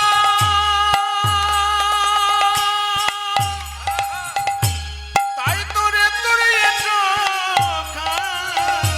ভাইকে বড় সুখ পাই, তাই তো তোর চোখ। খাইতে বড় সুখ পাই, তাই তোরে এঠো খাই। ভাইকে বড় সুখ পাই, তাই তো তোর চোখ। আজে না জানি কি তোর ক্ষুধা আছে, না জানি কি তোর সুধায় আছে, না জানি কি তোর ক্ষুধা আছে। না জানি কি তোর সুধায় আছে। ও তোর গাধারে আমেতে তোরে ঠোকর মিঠো লাগে হায় রে কানা। তোরে তো বড় মিঠো লাগে ভাই রে কানা। ছোটবেলাকার খেলা শেষ হয়ে গেল। কৃষ্ণ বলরামের ছোটবেলাকার খেলা শেষ হয়ে গেল। কৃষ্ণ কংসকে মারবার জন্য মথুরাতে গেল। বাবা, আপনারা অনেকে বয়স্ক মানুষ আছেন, কীর্তন শোনেন, ঝাড়গ্রামে বহু মানুষ। একটা কথা জিজ্ঞেস করব, কৃষ্ণ যে কংসকে মারতে গিয়েছিল, কৃষ্ণ কংসকে কি দিয়ে মেরেছিল? কেউ বলতে পারবেন? কৃষ্ণ কংসকে কি দিয়ে মেরেছিল? কোন অস্ত্র দিয়ে? আপনারা বলতে পারেন, আমি বলে দিই। কৃষ্ণ কংসকে কিচ্ছু দিয়ে মারে নাই, কোনো অস্ত্র দিয়ে মারে নাই, শুধু ঘুষি মারার ভান করেছিল, ওতেই কংস মরে গিয়েছিল। কৃষ্ণের কত ক্ষমতা, শুধু ঘুষি মারার ভান করেছিল, হার্ট অ্যাটাক হয়ে মরে গেল, আঁতকে উঠে মরে গেল। ওই জন্য আপনাদের কাছে নিবেদন রইল, কৃষ্ণ কত বড় ক্ষমতাবান। যিনি কোড়ি আঙুলে 7 দিন গিরি গোবর্ধন ধারণ করেছিলেন, তার কাছে আপনারা বসে আছেন, অত চিন্তা কেন? যারা ঘরের কথা ভাববেন তাদেরকে বলবো, ভাবছ বসে চলবে কিসে? তুমি ভাববার কে? যিনি ভাববার তিনি ভাবছেন, তুমি ভাবো তাকে।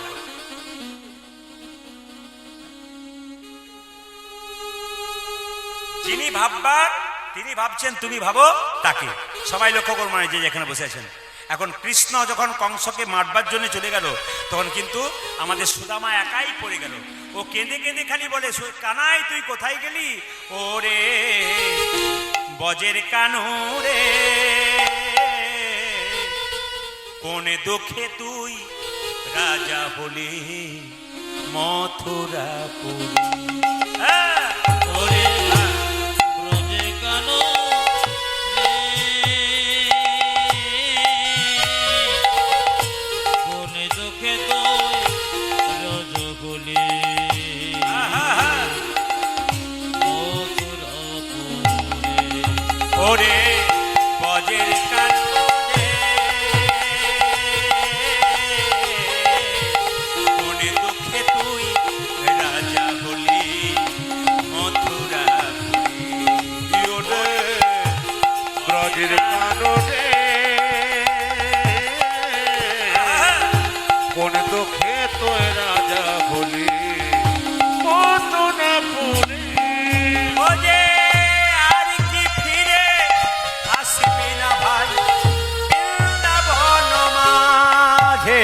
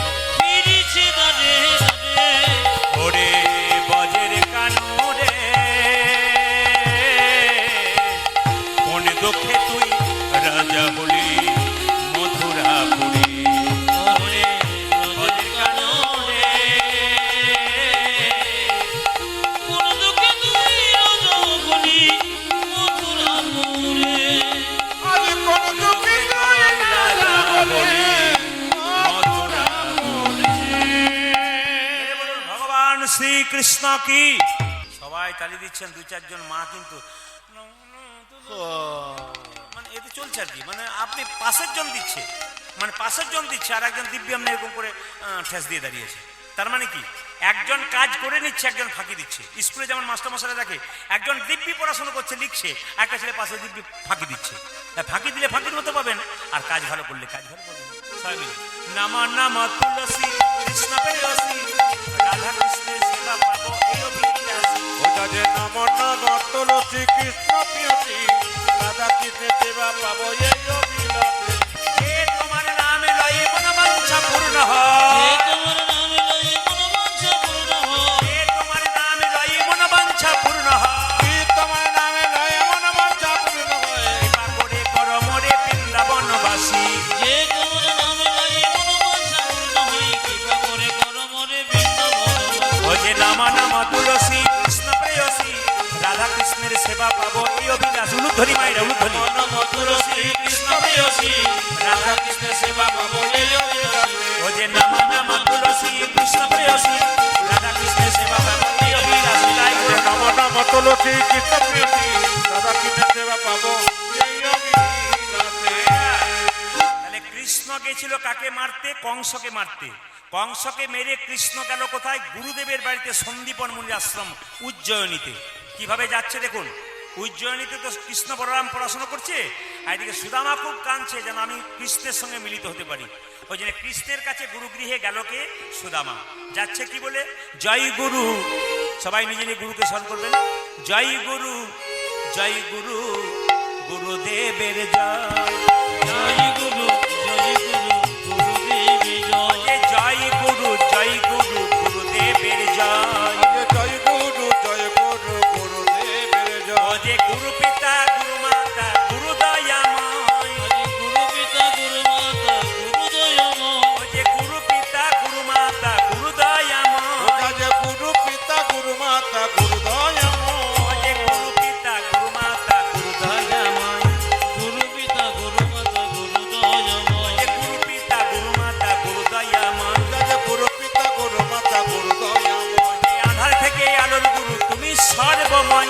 আধার থেকে আলো গুরু গুরু সর্বময়। আধার থেকে আলোর গুরু তুমি সর্বময়। আধার থেকে আলো গুরু তুমি সর্বময়। গুরু জয়, গুরু জয়, গুরু জয়, গুরু জয়, গুরু জয়। গুরু জয় গুরু জয় গুরু জয় গুরু জয়। সন্দীপন মুনি কি জয় আপন আপন গুরুদেব কি জয়। আপন আপন গুরুদেব কি। জয়। যারা গুরুমন্ত্র নিয়েছেন তাদেরকে বলবো একটু পরে। সবাই লক্ষ্য করুন, দুজনে মিলে মিলিত হয়ে একদিকে কৃষ্ণ বলরাম, একদিকে সুদামা। পদকর্তা বলছে দেখো দেখো, শিক্ষার ওই উদ্দেশ্যে তথাই একত্রিত হইল। শিক্ষার উদ্দেশ্যে তথা একত্রিত হইল। শিক্ষার ওই উদ্দেশ্যে তথাই একত্রিত হইল। আজ শিক্ষার উদ্দেশ্যে তথা একত্রিত হয়ে যে বহুদিন পরে সুদামা আনন্দ পাইল। আজ বহুদিন পরে সুদামায় আনন্দ পাইল। যে বহুদিন পরে সুদামা আনন্দ পাইল। আজ বহুদিন পরে সুদামায় আনন্দ পাইল। আনন্দ ধরে না, আনন্দয়া ধরি না। আনন্দ ধরে না। আনন্দ ধরে না। বহুদিন পরে সুদামা আনন্দ ধরে না। বহুদিন পরে সুদামা আনন্দয়া ধরি না। বহুদিন পরে সুদামা হরি হরি হরি আজ বলে। বহুদিন পরে সুদামা হরি হরি হরি বলে। বহুদিন পরে সুদামা হরি হরি হরি বলে। বহুদিন পরে সুদামা হরি হরি হরি বলে। বহুদিন পরে সুদামা আনন্দয়া ধরে না। বহুদিন পরে সুদামা আনন্দ পাইল। আজ বহুদিন পরে সুদামা আনন্দ পাইল। বাড়িতে গিয়ে বিয়ে করলো বসুন্ধরাকে। বসুন্ধরার সঙ্গে এত অভাব যে আর একবেলা খেতে পায়, একবেলা খেতে পায় না। আমি একটা কোশ্চেন জিজ্ঞেস করবো আপনাদেরকে, এটা উত্তর দিতে পারলে আমি খুশি হব। আচ্ছা মায়েরা, সংসারে কেউ যদি মারা যায় তো মারা যাবার সময় যে জামাটা পরে মরে সেই জামাটা সঙ্গে দিয়ে দিন না বাড়িতে রেখে দিন? জোরে বলুন। কি করেন? বাড়িতে রেখে দিন বলে নাকি? না, যেভাবে বসে আছেন তাদের মধ্যে বাড়িতে রেখে দেন নাকি? মানে যে আপনার বাড়ির লোকটা যদি কেউ মারা যায় তো যে জামাটা পরে মরে ওই জামাটা দিয়ে দেন না ঘরে রেখে দেন? জোরে বলুন। কি দিয়ে দেয় নাকি? আপনার মায়েরা চুপ করে আছেন, রেখে দেন বলে নাকি? দিয়ে দেন তো? আচ্ছা বেশ, ঠিক আছে। এইবার বলুন, মানে আপনারা এত চুপচাপ আছেন না, আমাকে জোর করে বের করে দিতে হচ্ছে আর কি। সবাই দেখায়। আচ্ছা বলুন এবার, আপনার বাড়িতে যে লোকটা কাঁথাতে শুয়ে আছে, যে কাঁথাতে শুয়ে মরলো, সেই কাঁথাটা ফেলে দেন না ওর সঙ্গে দিয়ে দিন? জোরে বলুন। না রেখে দেন? কাঁথাটা ফেলে দেন। আর যে সোনার মালাটা গলায় নিয়ে মরে ওটা কি করেন? ওটাও বোধহয় ফেলে দেন নাকি?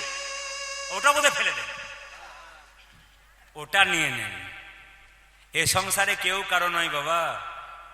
শুধুমাত্র যতক্ষণ গলাতে মালটি আছে ততক্ষণ দেখবেন তাকাতাকি করে কতক্ষণ তুলতে পারি। এই বল। হ্যাঁ, রাধা রানী কি, শ্যাম সুন্দর কি, মদন মোহন কি। মায়েদের একটা কথা বলে যাব, স্বামী স্ত্রীর সম্পর্ক কেমন শুনে রাখুন। হাত এবং চোখের মতো। চোখ যদি কাঁদে, হাত এবং চোখের মতো। চোখ যদি কাঁদে, হাত তার জল মুছিয়ে দেবে। আর হাত যদি ব্যথা পায় তবে চোখ কাঁদবে। এরকম সম্পর্ক থাকলে কিন্তু আপনার ভগবান আপনার বাড়িতে আসবে, কোথাও যেতে হবে। একজন স্ত্রী একজন স্বামীর মানসিক রোগের ডাক্তার। স্বামী যদি উল্টো পথে চলে যায়, স্ত্রী যদি সতী নারী হয়, স্বামীকে কি করে মায়েরা? যত্নের দ্বারা, ভালোবাসার দ্বারা এমন সেবা করে যে নিজের পথে আনতে বাধ্য হয়। এমন নারী পৃথিবীতে আছে। সতী নারী কাকে বলে? যে সকালবেলায় ঘুম থেকে করে স্বামীর পা ছুঁয়ে প্রণাম করে, সে হলো সতী নারী। আপনার এতজন মা এখানে কীর্তন শুনতে এসছেন, কে কে সকালবেলায় স্বামীকে প্রণাম করে? হাত তুলে দেখান দেখি, দেখান। কেউ করে না। একজন তুলেছে কিন্তু ডান দিকে, আর বাঁ দিকে এক একজন তুলেছিল, হাফ হাত তুলেছিল, ফুল হাত তুলে নেই। আচ্ছা, কারা কারা স্বামীকে প্রণাম করেন হাত তুলে দেখান, দেখি দেখি দেখি দেখি দেখি। ও, এক দুজন তুলেছে, আমি তো আলোতে বুঝতে পারছি না, একজন তুলেছে। আচ্ছা দাদা ভাইরা কিছু মনে করবেন না, মায়েদেরকে বলে রাখি, যারা প্রণাম করেন না আজকে কীর্তন শুনে কাল সকাল থেকে স্বামীকে প্রণাম করবেন, আর দাদারা সব পাগুলো একটু ধুয়ে মুছে শোবেন, কাল সকালে আপনাদের প্রণাম মনে রাখবেন। হ্যাঁ হ্যাঁ, আপনার স্বামীর সঙ্গে আপনার কি সম্পর্ক একটা একটা করে বলবো, আপনারা হ্যাঁ বা না উত্তর দেবেন। আপনার স্বামী আপনার গুরু হয়, জোরে বলুন, জোরে বলুন। ওরা বলছে হ্যাঁ হয়, কি যে হয় বাড়ি না গেলে বুঝবেন না। আপনার স্বামী আপনার দেবতা হয়, বাহ হ্যাঁ বলছে গো। আপনার স্বামী আপনার বাবা হয়, বাবা হয়, এবার হয় নাকি? অনেকে ভয় পাচ্ছে। আপনার স্বামী আপনার ভাই হয়, আপনার স্বামী আপনার ছেলে হয়। কি করে হয়? শাস্ত্র বলে দিয়েছে। কে বলেছে? না, নিমাই যেদিন সন্ন্যাস নেবে বিষ্ণুপ্রিয়াকে নিমাই বলেছিল তুই বাপের বাড়ি চলে যাও। বিষ্ণুপ্রিয়া বলেছিল স্বামী এটা কি বাপের বাড়ি নয়, এটা তো আমার এটা তো বাপের বাড়ি, বলে এটা শ্বশুর বাড়ি, তুমি আমাকে বিয়ে করেছো। বলছে না, তুমি আমার বাবা, তুমি আমার ছেলে, তুমি আমার ভাই, তুমি আমার ইহকাল, তুমি আমার পরকাল। নিমাই বলেছে আমি তোমার বাবা কি করে হলাম, ছেলে কি করে হলাম? বিষ্ণুপ্রিয়া বলেছে শোনো, তুমি যেমন পণ্ডিত মানুষ, আমার বাবা সনাতন মিশ্র পণ্ডিত মানুষ, তিনি আমাকে শিখিয়ে দিয়েছে অন্নদানে পিতা সম রতিদানে প্রতি, অন্নদানে পিতা সম রতিদানে প্রতি, অন্নদানে পিতা সম রতিদানে প্রতি। অন্নদানে পিতা সমরতি দানে প্রতি। স্বামী স্ত্রী কিছু মনে করবেন না, মেয়েদের যখন বিয়ে হয় না অন্ন জোগাড় করে কে? তার বাবা। আর যখন বিয়ে হয় তখন কে অন্ন জোগাড় করে? স্বামী। তাহলে অন্নদানে পিতা সম রতিদানে প্রতি, অন্নদানে পিতা সম রতিদানে প্রতি, অন্নদানে পিতা সম রতিদানে প্রতি। আজে অন্নদানে পিতা সমরতি দানে প্রতি। ছেলে কখন হয়? ছেলে পিণ্ডদানে পুত্র সম অগতির গতি। আজ পিণ্ডদানে পুত্র সময় অগতির গতি, পিণ্ডদানে পুত্র সময় অগতির গতি। আজে পিণ্ডদানে পুত্র সময় অগতির গতি। স্বামী স্ত্রী বেঁচে আছে, তাদের কোনো ছেলে মেয়ে নাই। আগে যদি স্ত্রী মারা যায় তবে স্ত্রীর পিণ্ড দিতে পারে তার স্বামী। স্বামী স্ত্রী বেঁচে আছে, কোনো ছেলে মেয়ে নাই, আগে যদি স্ত্রী মারা গেল তার পিণ্ড কে দেবে? স্বামী পিণ্ড দেবে। আর স্বামী যখন পিণ্ড দেবে স্বামী ছেলের ভূমিকা গ্রহণ করবে। পিণ্ডদানে পুত্র পিণ্ডদানে পুত্র সময় অগতির গতি, পিণ্ডদানে পুত্র সময় অগতির গতি। আজে পিণ্ডদানে পুত্র সময় অগতির গতি। আর উপদেশে গুরুতুল্য সেবাতে দেবতা। যোগী দিয় সদা সম বিপদে উদানে দেবতা, যুগে তজে ক্রোধ সম বিপদে দেবতা। যোগী দিয় সদা সম বিপদে দেবতা, তোমাদের প্রতি পুত্র প্রতি পিতা, প্রতিপুত্র প্রতিপিতা, প্রতি পুত্র প্রতি উদানে পিতা, প্রতি পুত্র প্রতি পিতা। প্রতি হলো পরম দেবতা, প্রতি পুত্র প্রতি পিতা। প্রতি হলো পরম দেবতা, প্রতিপুত্র ওই যে প্রতিপিতা, প্রতি হলো পরম দেবতা, প্রতি পুত্র প্রতি পিতা, প্রতি হলো প্রাণদেবতা। প্রতি পুত্র প্রতি ওই পিতা। যে প্রতি হলো প্রাণদেবতা। প্রতিপুত্র ওই যে প্রতি পুত্র প্রতি পিতা। বেশ বেশ, সবাই তাকান। এবার আমি সুদামার স্ত্রীর কথা একটু বলবো, সবাই একবার মাথায় কাপড়টা নেন এবং ভক্তি করে বসুন। সুদামার স্ত্রীর কথা আপনার সামনে বলবো, জোরে বলুন। সুদামার স্ত্রীর নাম কি ছিল? নাম কি ছিল সমস্ত? বসুন্ধরা দেবী। প্রতিদিন শুনছো কি নাম বললাম মায়েরা? বসুন্ধরা দেবী তার স্ত্রীর নাম। সবাই তাকাবেন। এত অভাব, একটা কাপড় পরে আছে ওইটাই ধুয়ে নেয়, আবার ওইটাই গায়ে শুকিয়ে নেয়। তাহলে বুঝতে পারছেন কত অভাব? আপনাদের বাড়িতে স্বামী 7টা কাপড় দিয়েছে, বাক্সে 4টা, বাইরে 3টে রেখেছেন, কিন্তু সুদামার স্ত্রী এত ভাবী যে একটা কাপড়ই আছে, স্নান করে ওই কাপড়টাই পরে আর গায়েই কাপড়টা শুকিয়ে নেয়। 2টি মাত্র ছেলে না খেয়ে শুয়ে আছে। সুদামার স্ত্রীকে দেখে দিয়ে বলছে স্বামী, কৃষ্ণ নাকি দ্বারকার রাজা, সে নাকি তোমার বন্ধু, একবার তার কাছে যাও, তোমার অভাবের কথা বলো, যদি সে কিছু দিতে পারে তো দেবে, একবার যাও। স্বামী বলল শোনো, আমি আমার বন্ধুর কাছে আমি যাব না, আর আমি কিছু চাইব না। স্ত্রী মনে মনে ভাবলো স্বামী এত অভাব, এ তো ভগবানের লীলা, তুমি যাচ্ছ না, আমার ছেলেগুলো না খেয়ে মরে যাবে। হে গোবিন্দ, আবার কি খেলা খেলিবে শিহরি, কি খেলা পরল মনে, আর কি খেলা খেলিবে সে হরে, কি খেলা করল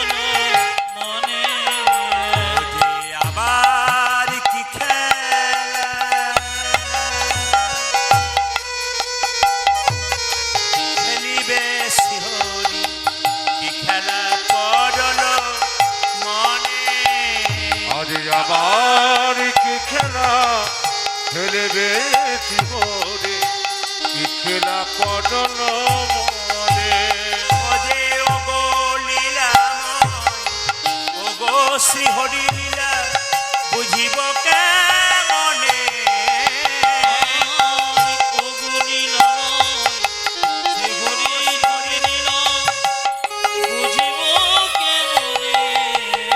ওরে লীলাময় তুমি ওগো শ্রী হরি লীলা বুঝিব কেমনে তোমায় তুমি ভগবতী করি লীলা বুঝিব কেমনে অজে আবার কি খেলা খেলিবে শিহরি কি খেলা পড়ল মনে ওগো আবার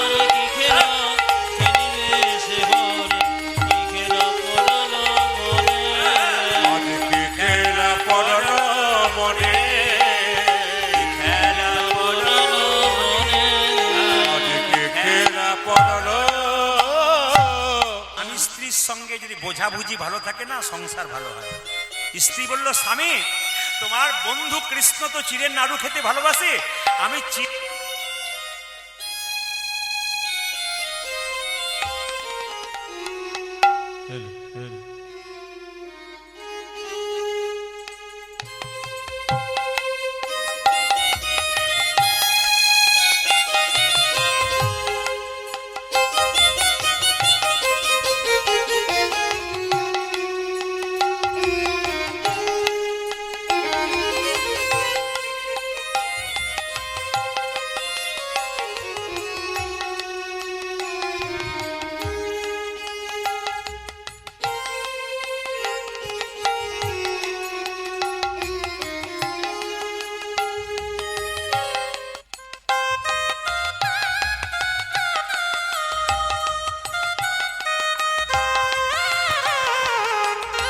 জয় নিতাই জয় নিতাই স্বামী তোমার বন্ধু তো চিড়ের নাড়ু খেতে ভালোবাসে আমি চিড়ে পেয়েছি নাড়ু পাই নাই তবে এক কাজ করো তোমার ওই ছেঁড়া গামছার মধ্যে শুকনো চিড়ে বেঁধে দিলাম তুমি তোমার বন্ধুর জন্য নিয়ে যাও যদি চাই তবে দেবে নইলে দেবার দরকার নাই সুদামা বলছে হ্যাঁ গো বসুন্ধরা আমার বন্ধুকে কতজন সোনার থালায় রূপোর থালায় পায়েস দেয় আমি কেমন করে শুকনো চিড়ে তুলে দেবো মায়েরা চলে যাচ্ছে তার স্বামী সবাই একটু মাথায় কাপড়টা নিয়ে এই সময় মায়েরা যারা বসে আছেন ভক্তি ভরে সবাইকে বলবো একবারে ভক্তি ভরে এই সময়টা সবাই একবারে এই সময়টা নিজের জায়গাতে বসে দর্শন করে নিন এত রাত্রি পর্যন্ত কীর্তন শোনেন মাথায় একবারে কাপড়টা নিন ভক্তি করি চলে যাচ্ছে সুদামা কিভাবে যাচ্ছে কৃষ্ণের কাছে কই কৃষ্ণ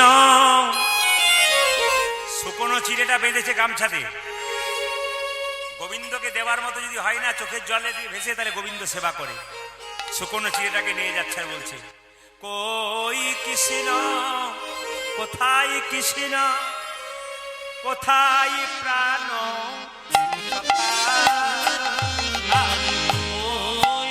কৃষ্ণ কোথায় কৃষ্ণ কোথায় প্রাণে কই কৃষ্ণ কোথায় কৃষ্ণ কোথায় প্রাণ সখা ওই কৃষ্ণ ওই কৃষ্ণ কোথায় প্রাণ অনেক দিন দেখি নাই করে একবার ওরে নয়নে গিরি দেখি নাই করে একবারে দেখো ও কালায়নে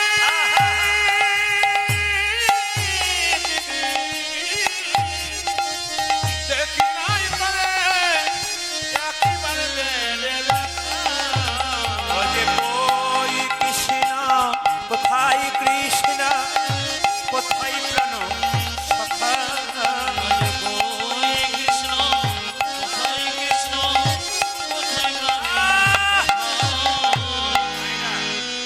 পায়ের মধ্যে একটা কাঁটা ফুটে গেল খালি পায়ে যাচ্ছিল কৃষ্ণ দ্বারকার সিংহাসনে বসে আছে কৃষ্ণের পা থেকে রক্ত বেরোচ্ছে কৃষ্ণের স্ত্রী রুক্মিণী সত্যমা বলছে স্বামী তোমার পায়ে রক্ত কেন তুমি তো সিংহাসনে বসে আছো কৃষ্ণ ভগবান বলছে ভক্ত যখন আমাকে ডাকে, ভক্তের যত না কষ্ট হয় ভগবানের তার চাইতে দ্বিগুণ কষ্ট হয়।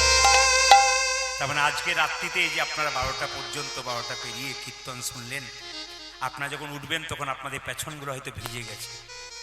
এই যে কষ্ট করে কীর্তন শুনলেন বা চিটিয়ে বসে আছেন গোবিন্দের জন্য, আপনারা কি ভাবছেন এটা এই রাতটা আজকে গোবিন্দকে দিলেন কিছু পাবেন না? এটা জমা রয়ে গেল, কিন্তু একদিন এমন কিছু পাবেন আপনি ভাবতে পারবেন না, বিরাট বিপদ থেকে রক্ষা পেয়ে যাবেন। সেদিন বুঝতে পারবেন আজকে জমা দিয়েছিলেন বলে বেঁচে গেলেন।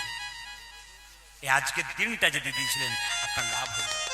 মায়েরা, সুদামা যখন চলে গেছে, কৃষ্ণ তখন জোর করে সুদামাকে সিংহাসনে বসিয়েছে। নিজের হাত, মায়েরা, সুদামাকে কৃষ্ণ নিজের হাত দিয়ে পাটাকে ধুয়ে দিচ্ছে, এত রক্ত বেরোচ্ছে বলে। সবাই তাকে নিজের হাতটাকে, নিজের পাটাকে, সুদামার পাটাকে কৃষ্ণ ধুয়ে দিচ্ছে। রুক্মিণী সত্যভামা মনে ভাবছে এ কেমন বন্ধু এলো বাবা, সমস্ত বন্ধু কৃষ্ণের পা ধুয়ে দেয়, আবার কৃষ্ণ দেখছি এই বন্ধুর পা ধুয়ে দিচ্ছে, এ আবার কেমন বন্ধু? মায়েরা সবাই তাকান, এইদিকে তাকাবেন। কৃষ্ণ বলছে হ্যাঁ রে সুদামা, তুই বিয়ে করেছিস? এইদিকে, তুই বিয়ে করেছিস? সুদামা বলছে হ্যাঁ বিয়ে করেছি তো। আরে আমার স্ত্রী বসুন্ধরাতে তোর কাছে পাঠালো। কৃষ্ণ বলে তুই খুব অন্যায় করেছিস। বলে আমি বিয়ে করে অন্যায় করলাম? হ্যাঁ। বলে কেন? আরে সুদামা তুই যে বিয়ে করেছিস আমায় নিমন্ত্রণ করিসনি। সুদামা বলছে আমি তো একটা বিয়ে করেছি, নিমন্ত্রণ করতে ভুলে গেলাম। আর তুই যে 16,108টা বিয়ে করেছিস, তুই কবার নিমন্ত্রণ করেছিস? ঠিক বলেনি? জোরে বলুন হ্যাঁ ঠিক না বলুন। বলছে আমি তো একবার বিয়ে করেছি, আমি ভুলে গেলাম নিমন্ত্রণ করতে। আর তুই যে 16,108বার বিয়ে করেছিস, তুই কবার নিমন্ত্রণ করেছিস? কৃষ্ণ বলছে সব বরাবর, চিন্তা নেই। এই ভুলে গেছি, তুইও ভুলে গেছিস, কোনো চিন্তা নেই। হ্যাঁ সুদামা, বন্ধু যদি বন্ধুর কাছে আসে তবে কিছু নিয়ে আসে। তুই কি নিয়েছিস? সুদামা বলছে আমি আমি আমি আমি কি নিয়ে আসবো? চালা কি করিস না। কি দো বয়ে নেছো সখা দাও দেখিয়া,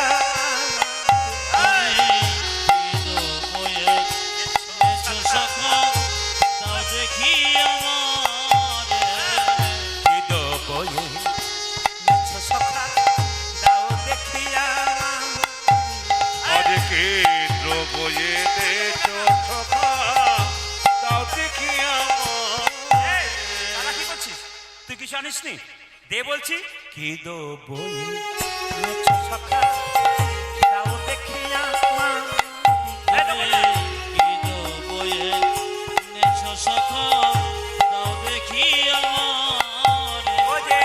সংকোচমা নিয়া কেন গুপিত করি কেন গুপ্ত করিল?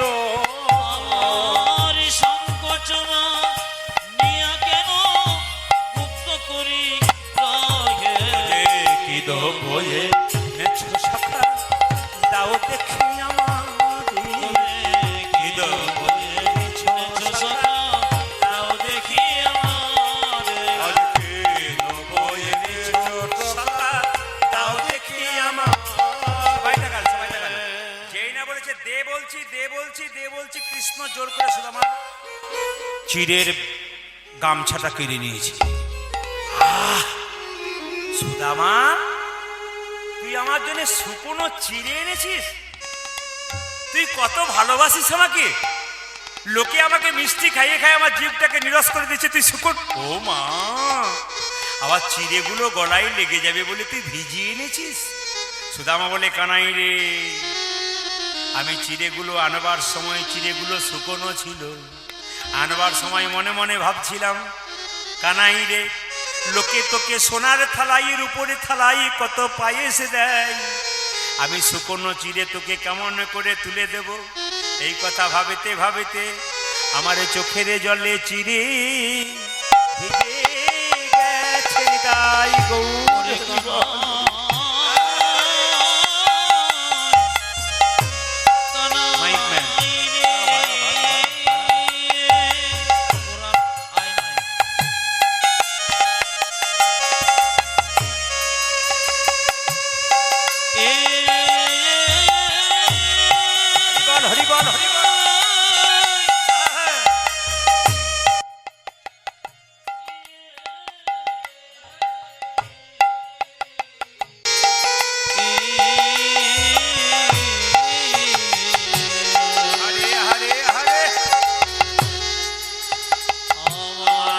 চোখের জলে চিরে ভিজে গেল ও যে কানাই কানাই কানাই বলে হা কৃষ্ণ প্রাণ গোবিন্দ বলে কানাই কানায় কানায় বলে কৃষ্ণ প্রাণ গোবিন্দ বলে কানায় কানায় কানায় বলে কৃষ্ণ প্রাণ গোবিন্দ বলে চোখের জলে চিরে ভিজে গেছে সবাই তাকান। সুদামা শুকনো চিড়েগুলোকে নিয়ে কেঁদে কেঁদে কৃষ্ণ বলছে, দ্বারকার সিংহাসনে বসে প্রতিজ্ঞা করলাম, তোর এই চোখের জলে ভাসা চিড়ে খেয়ে আমি প্রতিজ্ঞা করলাম, এই কলিযুগে কোনো ভক্ত যদি দরজায় দরজায় ভিক্ষা করে চিড়ের নাড়ু আমায় দেয়, তবে সুদামার মতো তার কৃষ্ণ কৃপা হয়। শুনে এবার শেষ জায়গায় আমি শিখেছি, আপনারা সবাই শুনে নেবেন। কৃষ্ণ সুদামার কাছে, সুদামা কৃষ্ণের কাছে 10 দিন ছিল, কিচ্ছু চাইনি।